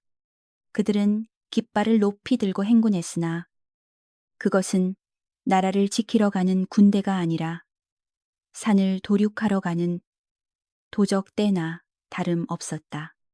대장은 허리춤에 매달린 쇠로 만든 덫과 그물을 만지작거리며 입맛을 다셨다. 천년 묵은 백호라. 가죽 값만 해도 기와집 열채는 되겠군. 그들의 머릿속에는 오로지 돈과 명예, 그리고 왕이 내릴 하사품에 대한 욕망만이 가득 차 있었다. 산신령에 대한 두려움 따위는 황금빛 환상에 가려져 있었다. 태백산 입구에 도착한 토벌대는 거침이 없었다. 그들은 산의 입구부터 짐승들이 다니는 길목마다 덫을 놓고 올가미를 설치했다. 신성한 숲이 인간의 쇠붙이로 더러워졌다. 도사가 데려온 주술사들은 짐승을 미치게 만드는 향을 피워 숲 전체에 퍼뜨렸다. 그 매캐하고 역겨운 냄새는 바람을 타고 산짐승들의 코를 자극했다. 다람쥐와 토끼들이 거품을 물고 쓰러졌고 멧돼지와 사슴들은 방향을 잃고 날뛰다 덫에 걸려 비명을 질렀다. 산은 고통에 몸부림치고 있었다. 산의 중턱, 백호와 산이 머무는 동굴 앞까지 그 흉흉한 기운이 닿는 데는 그리 오랜 시간이 걸리지 않았다. 명상을 하고 있던 산이 눈을 떴다. 그의 코끝에 피냄새와 함께 타는 냄새가 스쳤다. 놈들이 왔군요. 산이 낮게 읊조렸다. 옆에 엎드려 있던 백호가 벌떡 일어났다. 털이 곤두서고 목구멍에서 천둥 같은 울음소리가 끓어올랐다. 백호는 분노하고 있었다. 자신의 영역, 아니 자신이 지켜야 할 주군의 안식처를 감히 더러운 발로 밟은 인간들에 대한 본능적인 적개심이었다. 이번에는 피할 수 없을 것 같습니다. 산은 백호의 등에 손을 얹으며 말했다. 그의 눈빛은 더 이상 도망자의 것이 아니었다. 그는 동굴 구석에 세워두었던 녹슨 검을 허리에 찼다. 비록 낡았으나 지난 며칠간 백호의 지도 아래 닿고 조인 덕분에 날은 시퍼렇게 살아있었다. 그들이 원하는 것이 당신의 피와 나의 목숨이라면 그 대가가 얼마나 혹독한지 똑똑히 보여주어야겠지요. 산의 목소리에는 서늘한 결기가 서려 있었다. 한편 토벌대는 산을 태울 기세로 횃불을 들고 포위망을 좁혀오고 있었다. 대장은 부하들을 독려했다. 불을 질러라. 짐승놈이 연기에 질식해 튀어나오게 만들어 병사들이 마른 덤불에 불을 붙였다. 화르륵 불길이 맹렬하게 치솟았다. 겨울바람을 타고 불은 순식간에 번져나갔다. 수백 년 된 소나무들이 비명을 지르며 타올랐고 둥지를 잃은 새들이 하늘을 까맣게 뒤덮으며 울부짖었다. 신성했던 태백산은 순식간에 불바다로 변해갔다. 어리석은 인간들. 산비탈 위에서 그 광경을 내려다보던 산은 이를 갈았다. 자연을 경외하지 않고 정복하려 드는 오만함. 그것이 바로 자신의 아버지를 죽이고 자신을 버린 왕실의 본 모습이었다. 산은 백호의 등에 올라탔다. 가시죠. 저 불을 끄려면 놈들의 더러운 피가 필요할 것입니다. 백호가 땅을 박차고 도약했다. 불길 속으로 뛰어드는 하얀 짐승과 그 위에 탄 소년의 모습은 마치 지옥불에서 되살아난 사신 스션과도 같았다. 토벌대의 선두에 있던 사냥꾼 하나가 비명을 질렀다. 저기 불 속에서 무언가 나온다. 연기와 화염을 뚫고 거대한 형체가 낙하했다. 백호였다. 녀석은 착지함과 동시에 앞발을 휘둘러 가장 앞에 있던 사냥꾼의 머리통을 날려버렸다. 끔찍한 파열음과 함께 피가 분수처럼 솟구쳤다. 병사들이 기겁하며 뒷걸음질 쳤다. 그러나 백호의 등 위에 타고 있던 산이 검을 뽑아들고 뛰어내렸다. 내 산을 더럽히지 마라. 산의 일갈과 함께 검광이 번쩍였다. 정식무예를 배운 적은 없었으나 짐승의 감각과 산생활로 단련된 근력, 그리고 백호와의 교감으로 얻은 영적인 힘이 실린 일격이었다. 산의 검이 춤을 추자 차코 갑사의 갑옷이 무썰리듯 베어져 나갔다. 병사들은 당황했다. 그들이 상대해야 할 것은 짐승뿐이라 생각했으나 짐승보다 더 날렵하고 맹렬한 인간 아이가 그들을 도륙하고 있었다. 저놈이다. 저놈이 바로 폐주의 자식이다. 목을 베는 자에게 천냥을 주겠다. 대장이 고래고래 소리를 질렀다. 돈에 눈이 먼 사냥꾼들이 창을 꼬나지고 산을 향해 덤벼들었다. 산은 포위되었다. 그러나 그는 물러서지 않았다. 그의 뒤에는 백호가 있었다. 백호는 꼬리로 적들을 후려치고 이빨로 창대를 부러뜨리며 산의 등을 완벽하게 방어하고 있었다. 인간과 짐승이 마치 한 몸처럼 움직이는 기이한 무무우가 불타는 숲속에서 펼쳐졌다. 하지만 토벌대의 수는 너무나 많았다. 죽여도. 게다가 뒤에서 기회를 엿보던 흑주술사들이 주문을 외우기 시작했다. 온만이 밤매훔. 짐승의 혼을 묶고 다리를 꺾어라. 그들의 입에서 검은 연기가 뿜어져 나와 뱀처럼 백호의 다리를 휘감았다. 백호의 움직임이 눈에 띄게 둔해졌다. 보이지 않는 사슬이 녀석의 거대한 몸을 짓누르고 있었다. 지금이다. 그물을 던져라. 대장의 신호에 맞춰 무쇠로 짠 거대한 그물이 하늘에서 떨어졌다. 백호가 피하려 했으나 주술에 묶인 다리가 말을 듣지 않았다. 철커덕. 쇠그물이 백호의 몸을 덮쳤다. 갈고리가 털을 뚫고 살점에 박혔다. 크아앙 백호가 고통에 찬 비명을 질렀다. 산이 놀라 뒤를 돌아보았다. 아버지 산이 백호에게 달려가려 했으나 사냥꾼들이 그 앞을 내 놈 상대는 우리다. 흉악하게 생긴 사냥꾼들이 비릿한 웃음을 흘리며 산을 포위했다. 산의 눈에 핏발이 섰다. 백호는 그물 안에서 몸부림쳤으나 움직일수록 갈고리는 더 깊이 파고들었고 흑주술은 녀석의 기력을 빠르게 앗아가고 있었다. 탐욕스러운 대장이 그물에 갇힌 백호에게 다가갔다. 그는 허리춤에서 큼지막한 도끼를 꺼내 들었다. 드디어 이놈의 배를 가르고 만병통치약을 꺼낼 때가 왔구나. 산의 심장이 덜컥 내려앉았다. 절체절명의 위기였다. 불길은 점점 거세지고 사방은 적으로 둘러싸여 있었다. 인간의 탐욕이 신령한 존재를 유린하려는 찰나 산의 내면 깊은 곳에서 뜨거운 무언가가 깨어났다. 그것은 단순히 무예의 힘이 아니었다.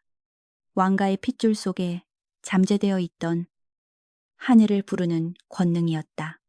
산이 하늘을 향해 고개를 들고 절규했다. 안 돼, 건드리지 마. 그 순간 밤하늘을 덮고 있던 먹구름 사이로 푸른 뇌전이 번쩍였다. 마른 하늘에 날벼락이 칠 준비를 하고 있었다. 인간의 욕심이 부른 재앙 앞에서 하늘이 비로소 개입하려 하고 있었다. 그러나 도끼날은 이미 백호의 복부를 향해 내려가고 있었다. 하늘이 찢어지는 듯한 굉음과 함께 시퍼런 뇌전 웻된 이 지상으로 내리꽂혔다. 산의 절규에 응답하듯 떨어진 벼락은 정확히 백호의 배를 가르려던 대장의 도끼날을 강타했다. 크아악 대장은 비명조차 제대로 지르지 못한 채 새까만 숫덩이가 되어 뒤로 나뒹굴었다. 그와 동시에 백호를 옥죄고 있던 흑주술사들의 결계가 유리 조각처럼 산산이 부서졌다. 검은 피를 토하며 주술사들이 쓰러지자 백호를 덮고 있던 쇠그물이 힘을 잃고 느슨해졌다. 그 찰나의 순간 산의 눈동자는 완전히 변해 있었다. 소년의 눈이 아니었다. 그것은 군림하는 자, 즉 제왕의 눈빛이었다. 산은 쇠그물을 맨손으로 잡아뜯었다. 15년간 산을 오르내리며 다져진 악력과 혈통에 잠재되어 있던 초인적인 힘이 폭발했다. 투두둑 강철 사슬이 끊겨나갔다. 일어나세요. 아버지 산이 외쳤다. 백호가 비틀거리며 몸을 일으켰다.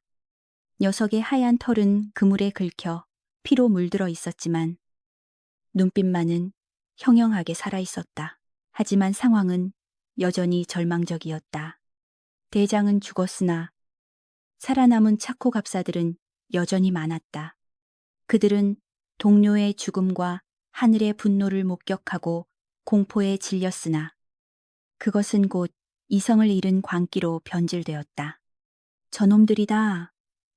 저놈들이 요술을 부려 대장님을 죽였다. 죽여라. 쏴라. 부대장이 악을 쓰며 명령했다. 공포를 이기기 위해 병사들은 미친 듯이 활시 위를 당겼다.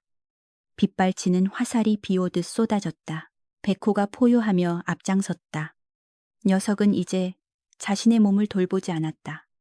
화살이 어깨에 박히고 허벅지를 스쳐도 멈추지 않고 적진을 향해 돌진했다. 앞발을 휘두를 때마다 병사들의 몸이 낙엽처럼 날아갔다. 산 역시 백호의 뒤를 따르며 검을 휘둘렀다. 그의 검술은 투박했으나 기세만큼은 천군만마를 압도했다. 불타는 숲속에서 펼쳐지는 처절한 혈투. 그것은 생존을 위한 싸움이 아니라 서로를 지키기 위한 필사의 몸부림이었다. 그때였다. 숲의 그늘진 곳. 바위 뒤에 숨어있던 노련한 사냥꾼 하나가 쇠뇌 석궁을 겨누었다. 화살촉에는 푸르스름한 빛이 감돌고 있었다. 독이었다. 그것도 코끼리조차 단숨에 쓰러뜨린다는 맹독. 비소를 바른 화살이었다. 사냥꾼의 목표는 날뛰는 호랑이가 아니었다. 호랑이가 목숨 걸고 지키려는 저 아이. 산이었다. 이거나 먹어라. 역적의 씨앗. 사냥꾼이 방아쇠를 당겼다. 핑. 파공음이 들렸다. 산은 눈앞에 적을 베느라 정신이 팔려 있었다. 화살은 정확히 산의 심장을 향해 날아들었다. 인간의 반사신경으로는 도저히 피할 수 없는 거리와 속도였다. 죽음이 산의 코앞까지 다가온 순간 백호가 고개를 돌렸다. 녀석의 호박색 눈동자에 날아오는 독화살이 비쳤다. 생각할 겨를은 없었다. 백호의 몸이 본능적으로 움직였다. 거대한 하얀 몸이 산의 앞을 가로막았다. 퍽! 둔탁한 소리가 났다. 산의 눈앞에 하얀 털이 가득 찼다.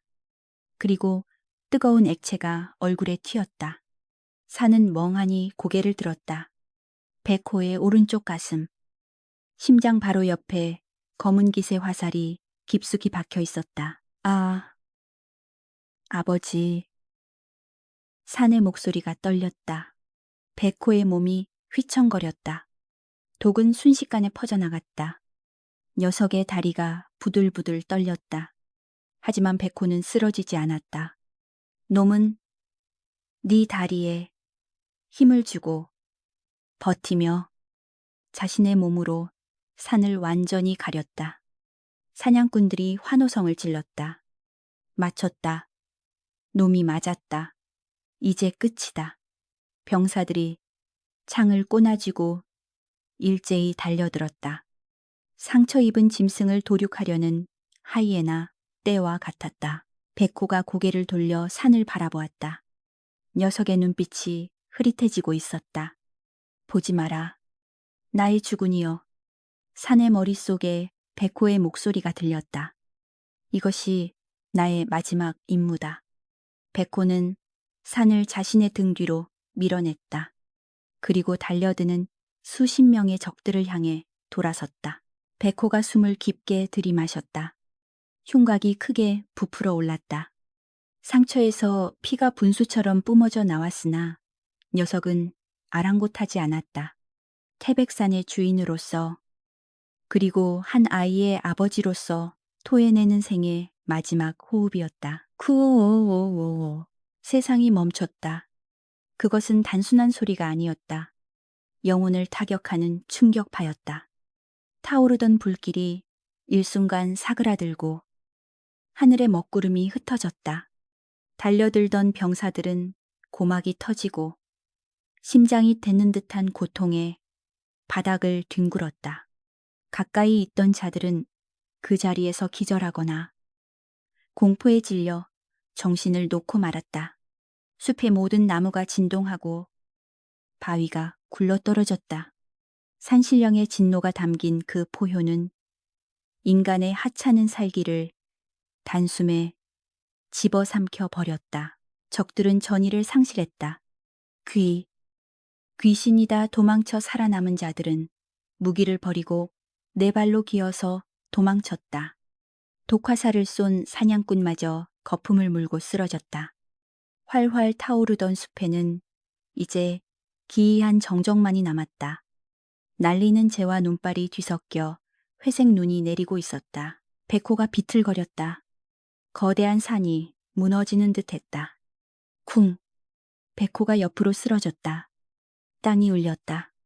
안 돼, 안 돼. 산이 비명을 지르며 백호에게 달려가 무릎을 꿇었다.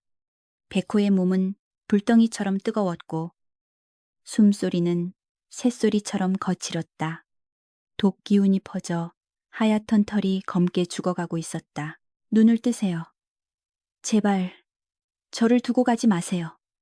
산은 백호의 거대한 머리를 껴안고 오열했다.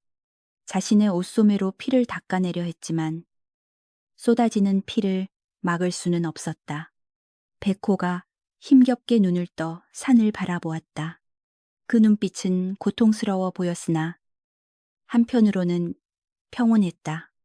백호는 거친 혀를 내밀어 산의 눈물을 닦아주려 했으나 힘이 없어 혀끝만 살짝 닿았다. 떨어졌다. 울지 마라. 희미한 목소리가 산의 마음에 닿았다. 너는 살아야 한다. 왕이 되어 이 썩은 세상을 구원하거라. 싫습니다. 왕 같은 거 필요 없습니다. 당신이 없으면 아무 소용 없습니다. 산은 아이처럼 울부짖었다. 하지만 백호의 숨소리는 점점 잦아들고 있었다. 생명의 불꽃이 꺼져가고 있었다. 산은 절망했다. 천년을 기다려준 이를 만나자마자 떠나보내야 하는 운명이 너무나 가혹했다. 그때 산의 품속에서 무언가가 빛을 발하기 시작했다. 삼장치삼에서 백호가 주었던 오구산삼을 먹고 남겨두었던 산의 목에 걸린 생명의 씨앗 영옥이었다. 아니, 정확히는 산이 태어날 때부터 지니고 있던 왕가의 징표이자 백호와의 연결고리인 옥패였다. 옥패가 백호의 피와 반응하여 붉은 빛을 뿜어내고 있었다. 산은 본능적으로 깨달았다. 방법이 있다. 하지만 그 방법은 자신이 가진 모든 것을 포기해야만 가능한 길이었다.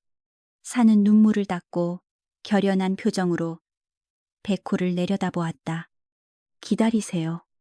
아직 끝나지 않았습니다. 불타버린 숲, 차가운 눈밭 위에서 소녀는 선택의 기로에 섰다. 저 아래 세상으로 내려가 왕이 되어 복수할 것인가? 아니면 이곳에 남아 자신의 목숨을 나누어 짐승을 살릴 것인가? 바람이 멈추고 태백산의 신령들이 숨을 죽이고 소년의 입을 주목했다. 타버린 숲의 열기가 식어가고 차가운 눈송이가 다시금 대지를 덮기 시작했다.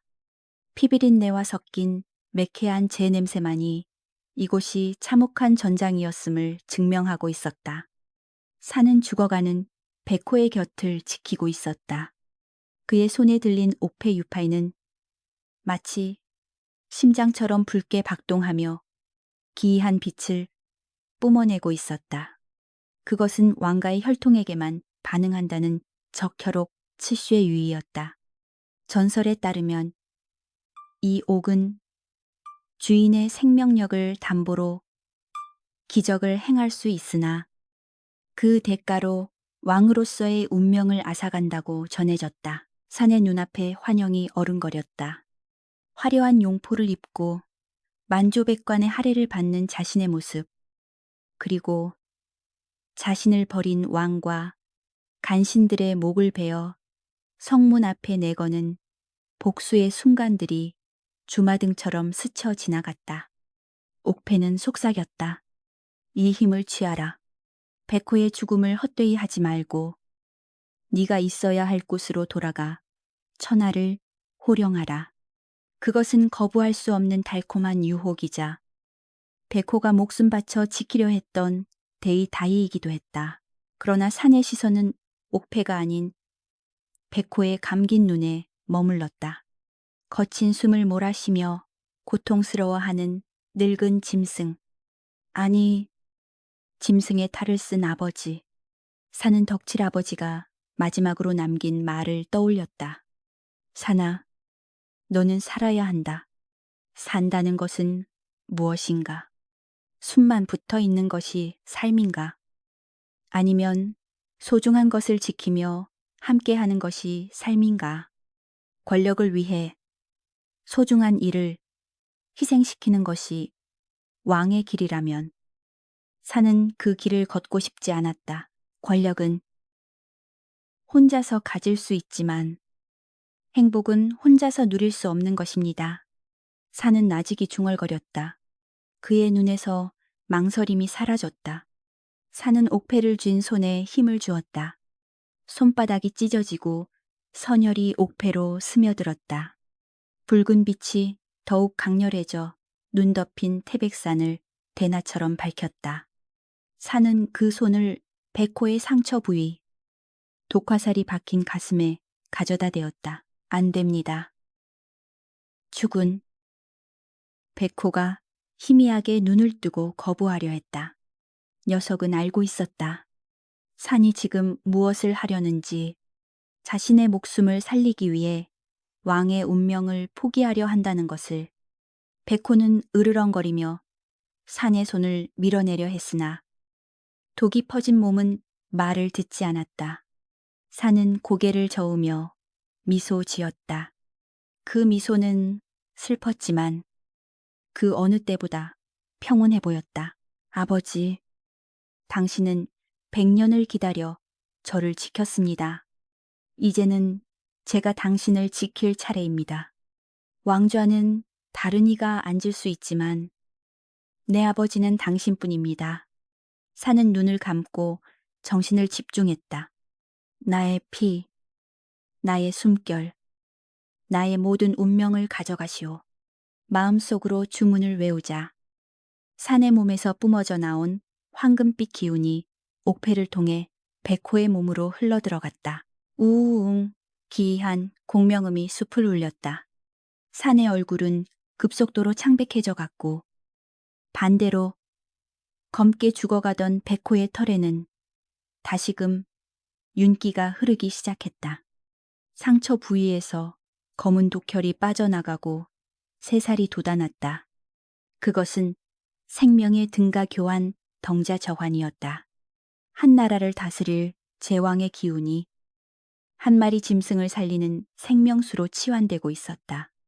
산의 검은 머리카락이 서서히 은백색으로 변해갔다. 젊음과 활력이 빠져나가는 증거였다. 그때 산 아래에서 횃불 무리가 나타났다. 그들은 조정의 토벌대가 아니었다. 낡은 갑옷을 입고 죽창을 든 산속에 숨어 살던 유민들과 옛 왕조를 따르는 충의군 종리군들이었다. 그들은 벼락이 떨어진 곳을 보고 왕자가 나타났음을 직감하고 달려온 것이었다. 그들의 선두에 선 늙은 장군이 백호와 산을 발견하고 멈춰 섰다. 저기 계신다. 백호와 왕자님이시다. 장군이 감격에 겨워 외쳤다. 수백 명의 사람들이 일제히 무릎을 꿇고 머리를 조아렸다. 전하 소신들이 늦었나이다. 이제 저희를 이끌고 도성으로 진격하시옵소서. 그들의 함성이 메아리쳤다. 그들은 기적처럼 살아남은 왕자가 자신들을 구원해 주리라 믿어 의심치 않았다. 하지만 빛이 사그라들었을 때 그들이 본 것은 위풍당당한 제왕의 모습이 아니었다. 백발이 성성한 청년이 백호의 품에 힘없이 쓰러져 있는 모습이었다. 백호는 완전히 회복되어 몸을 일으켰고 오히려 산이 죽은 듯 늘어져 있었다. 옥패는 빛을 잃고 평범한 돌덩이가 되어 부서져 내렸다. 백호가 산을 조심스럽게 흔들었다. 크르릉. 애타는 울음소리. 산의 속눈썹이 파르르 떨리더니 천천히 눈을 떴다. 그의 눈동자는 여전히 맑았으나 예전에 그 압도적인 패기 바치는 사라지고 없었다. 대신 깊고 고요한 산의 정기만이 남아 있었다. 산은 비틀거리는 몸을 백호에게 의지해 일어섰다. 늙은 장군이 당황하여 다가왔다. 전하 옥체는 괜찮으신지요? 어서 이 갑옷을 입으시고. 산은 장군이 내미는 갑옷을 손으로 밀어냈다. 그리고 힘없는 목소리로 하지만 단호하게 말했다. 그대들이 찾는 왕은 죽었다. 그게 무슨 말씀이시옵니까? 장군과 병사들이 술렁거렸다. 산은 백호의 등을 쓰다듬으며 그들을 둘러보았다. 왕의 운명은 하늘이 내리는 것이나 나는 그 운명을 이 친구를 살리는 데 썼다. 이제 내게는 세상을 호령할 힘도 자격도 없다. 나는 그저 산산일 뿐이다.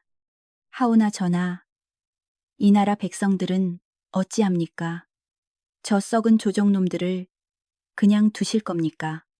장군이 울분을 토하며 매달렸다.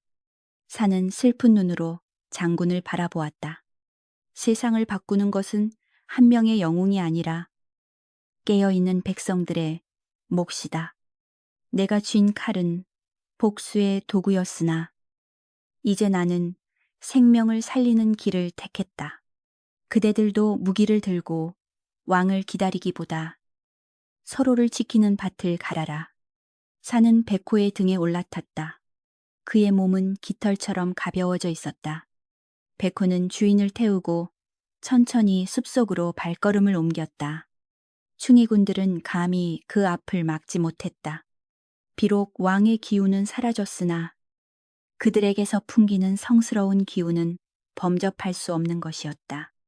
그것은 권력자가 아닌 초월자, 처위제의 모습이었다. 가시옵니까? 부디 평안하소서. 장군이 눈물을 흘리며 바닥에 엎드려 통곡했다. 수백 명의 사람들이 그 뒤를 따라 절을 올렸다. 왕은 잃었으나 그들은 전설을 얻었다. 백호는 산을 태우고 인간의 발길이 닿지 않는 더 깊은 곳, 구름 위의 세상으로 올라갔다. 산은 뒤를 돌아보지 않았다. 멀리 보이는 한양의 불빛도 자신을 부르는 사람들의 목소리도 이제는 남의 일처럼 느껴졌다. 차가운 바람이 산에 백발을 날렸다. 춥지 않으냐? 마음속으로 백호가 물었다. 아니요. 따뜻합니다. 아버지 품이라서. 산이 대답하며 백호의 목을 끌어안았다. 눈발이 거세졌다.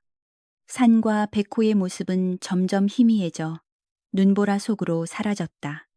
세상은 그들이 어디로 갔는지, 살았는지 죽었는지 알지 못했다. 다만 그날 밤, 태백산맥의 모든 골짜기에는 슬프도록 아름다운 호랑이의 울음소리가 밤새도록 울려 퍼졌다고 한다. 그것은 인간의 굴레를 벗어던진 자유로운 영혼들의 노래였다. 버려진 아이를 감싸 안았던 백호. 그 아이는 결국 왕좌 대신 백호의 품을 택했다. 사람들은 그 이유를 몰랐으나 산은 알고 있었다. 사랑만이 유일한 구원임을. 이제 그들은 역사가 아닌 신화가 되어 영원히 산속을 거닐게 될 것이었다. 세월은 유구하여 강산이 변하고 왕조가 바뀌었다. 산이와 백호가 눈보라 속으로 사라진 뒤 100년이라는 시간이 훌쩍 흘렀다. 그날 밤 숲을 태웠던 화마의 상처는 새살이 돋듯 푸른 나무들로 덮였고 피로 물들었던 계곡물은 다시 맑게 정화되어 흘렀다. 한양의 궁궐에서는 새로운 왕들이 등극하고 폐위되기를 반복하며 권력의 허망함을 증명했으나 태백산의 위엄만은 변함없이 그 자리를 지키고 있었다. 사람들의 기억 속에서 폐주의 아들이나 역적의 씨앗이라는 말은 희미해져 갔다. 대신 그 자리에 새로운 이야기가 채워졌다. 할머니가 손자의 머리맡에서 들려주는 옛날 이야기. 주막에 모인 나그네들이 술잔을 기울이며 나누는 기이한 담화 속에 그들은 살아있었다. 태백산 깊은 곳에는 백발의 산신, 산션이 산다더군. 집채만 한 백호를 타고 다니며 길 잃은 사람을 돕고 악한 자를 벌한다지. 누군가는 그것을 헛소문이라 비웃었고 누군가는 두 손을 모아 경외심을 표했다. 하지만 산을 업으로 삼는 신만이들과 사냥꾼들은 알고 있었다. 그것이 단순한 전설이 아님을. 어느 해 유난히 혹독한 한파가 몰아닥쳤다. 눈이 어른 키만큼 쌓여 산짐승들도 굶어 죽고 마을의 초가집들이 눈 무게를 이기지 못해 무너져 내렸다. 마을의 가난한 소년 개똥이는 병든 홀어머니를 위해 겨울 약초를 구하러 산에 올랐다. 어른들도 말리는 위험한 산행이었으나 소년에게는 선택의 여지가 없었다. 어머니, 조금만 기다리세요. 제가 꼭 산삼을 캐오겠습니다. 개똥이는 집신을 단단히 동여매고 눈 덮인 산길을 올랐다. 하지만 산은 인간의 사정을 봐주지 않았다. 중턱에 이르렀을 때 갑자기 날씨가 돌변했다. 사방을 분간할 수 없는 눈보라. 으악, 개똥이는 발을 헛디뎌 비탈길 아래로 굴러떨어졌다. 한참을 구르다 나무에 부딪혀 멈췄을 때 다리가 부러진 듯 극심한 통증이 밀려왔다.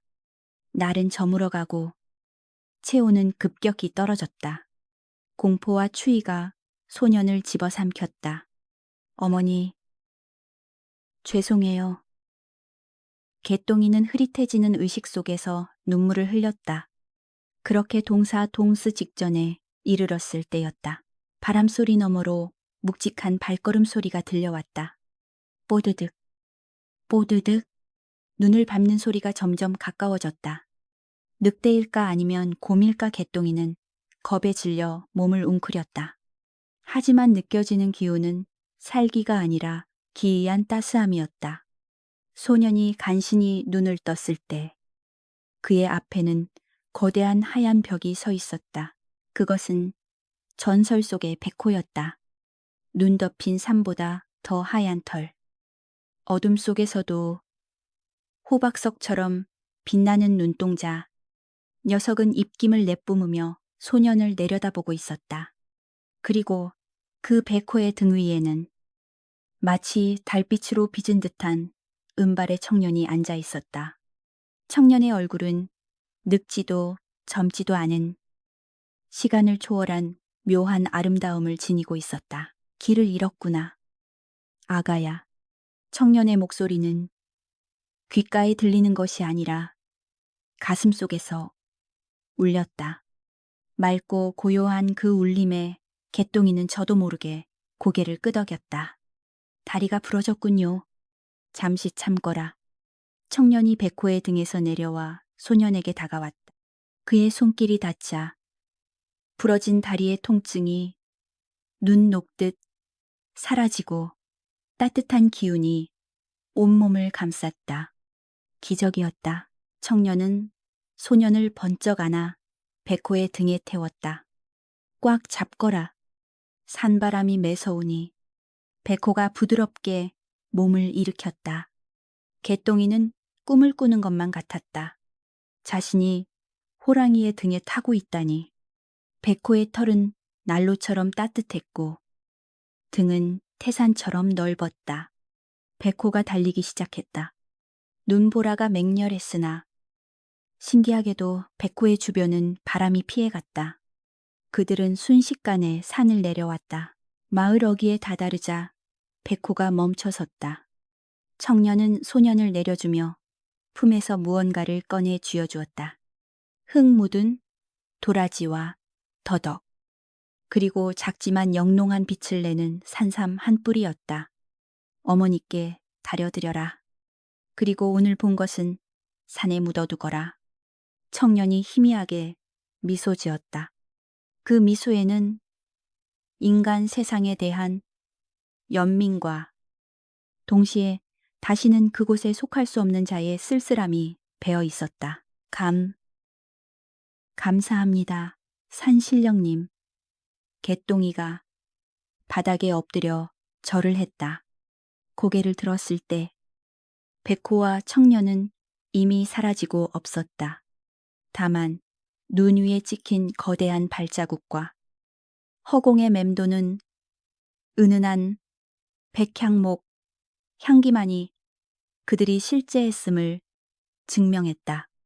개똥이는 산삼을 품에 안고 집으로 달렸다. 그날 밤 소년의 어머니는 기적처럼 자리를 털고 일어났다. 이 이야기는 삽시간에 퍼져나갔다. 사람들은 이제야 깨달았다. 100년 전 사라진 왕자가 죽은 것이 아니라 신선이 되어 이 땅을 지키고 있음을, 왕좌에 앉아 백성을 호령하는 대신 가장 높고 추운 곳에서 가장 낮은 자들의 눈물을 닦아주고 있음을, 권력을 탐하던 자들은 모두 흙으로 돌아가 잊혀졌으나 사랑을 택한 자는 영원한 생명을 얻어 전설이 되었다. 다시 태백산의 정상. 달이 밝은 밤이면 벼랑 끝 바위에 두 그림자가 나타나곤 했다. 백발의 청년 산사는 백호의 목에 기대어 앉아 저 멀리 반짝이는 인간 세상을 내려다보았다. 인간들이 사는 모습이 여전히 시끄럽지요. 아버지 산이 묻자 백호가 그르렁하고 낮게 대답했다. 녀석은 이제 늙지도 병들지도 않는 영물링우이 되어 영원히 아들의 곁을 지키고 있었다. 산은 옥피리를 꺼내 불었다. 굿을 푸면서도 아름다운 선율이 밤 공기를 타고 흘렀다. 그 소리에 잠들었던 산새들이 깨어나고 나무들이 잎을 흔들며 화답했다. 그것은 잃어버린 왕조를 위한 진홍곡이 아니었다. 상처 입은 모든 영혼을 위로하는 치유의 노래였다. 버려진 아이를 감싸 안았던 백호. 사람들은 오랫동안 그 이유를 궁금해했다. 왜 짐승이 인간을 살렸는가? 왜 왕자는 왕좌를 버렸는가? 하지만 이제 바람은 그 답을 알고 있었다. 이유는 없었다. 그저 사랑해서였다. 핏줄보다 진하고 권력보다 강하며 죽음조차 갈라놓을 수 없는 맹목적인 사랑. 그것만이 차가운 설산을 녹이고 메마른 세상에 꽃을 피우는 유일한 기적이었다. 백호가 고개를 들어 달을 향해 포효했다. 아우, 그 소리는 더 이상 슬프지 않았다. 산이 피리를 멈추고 백호의 머리를 쓰다듬었다.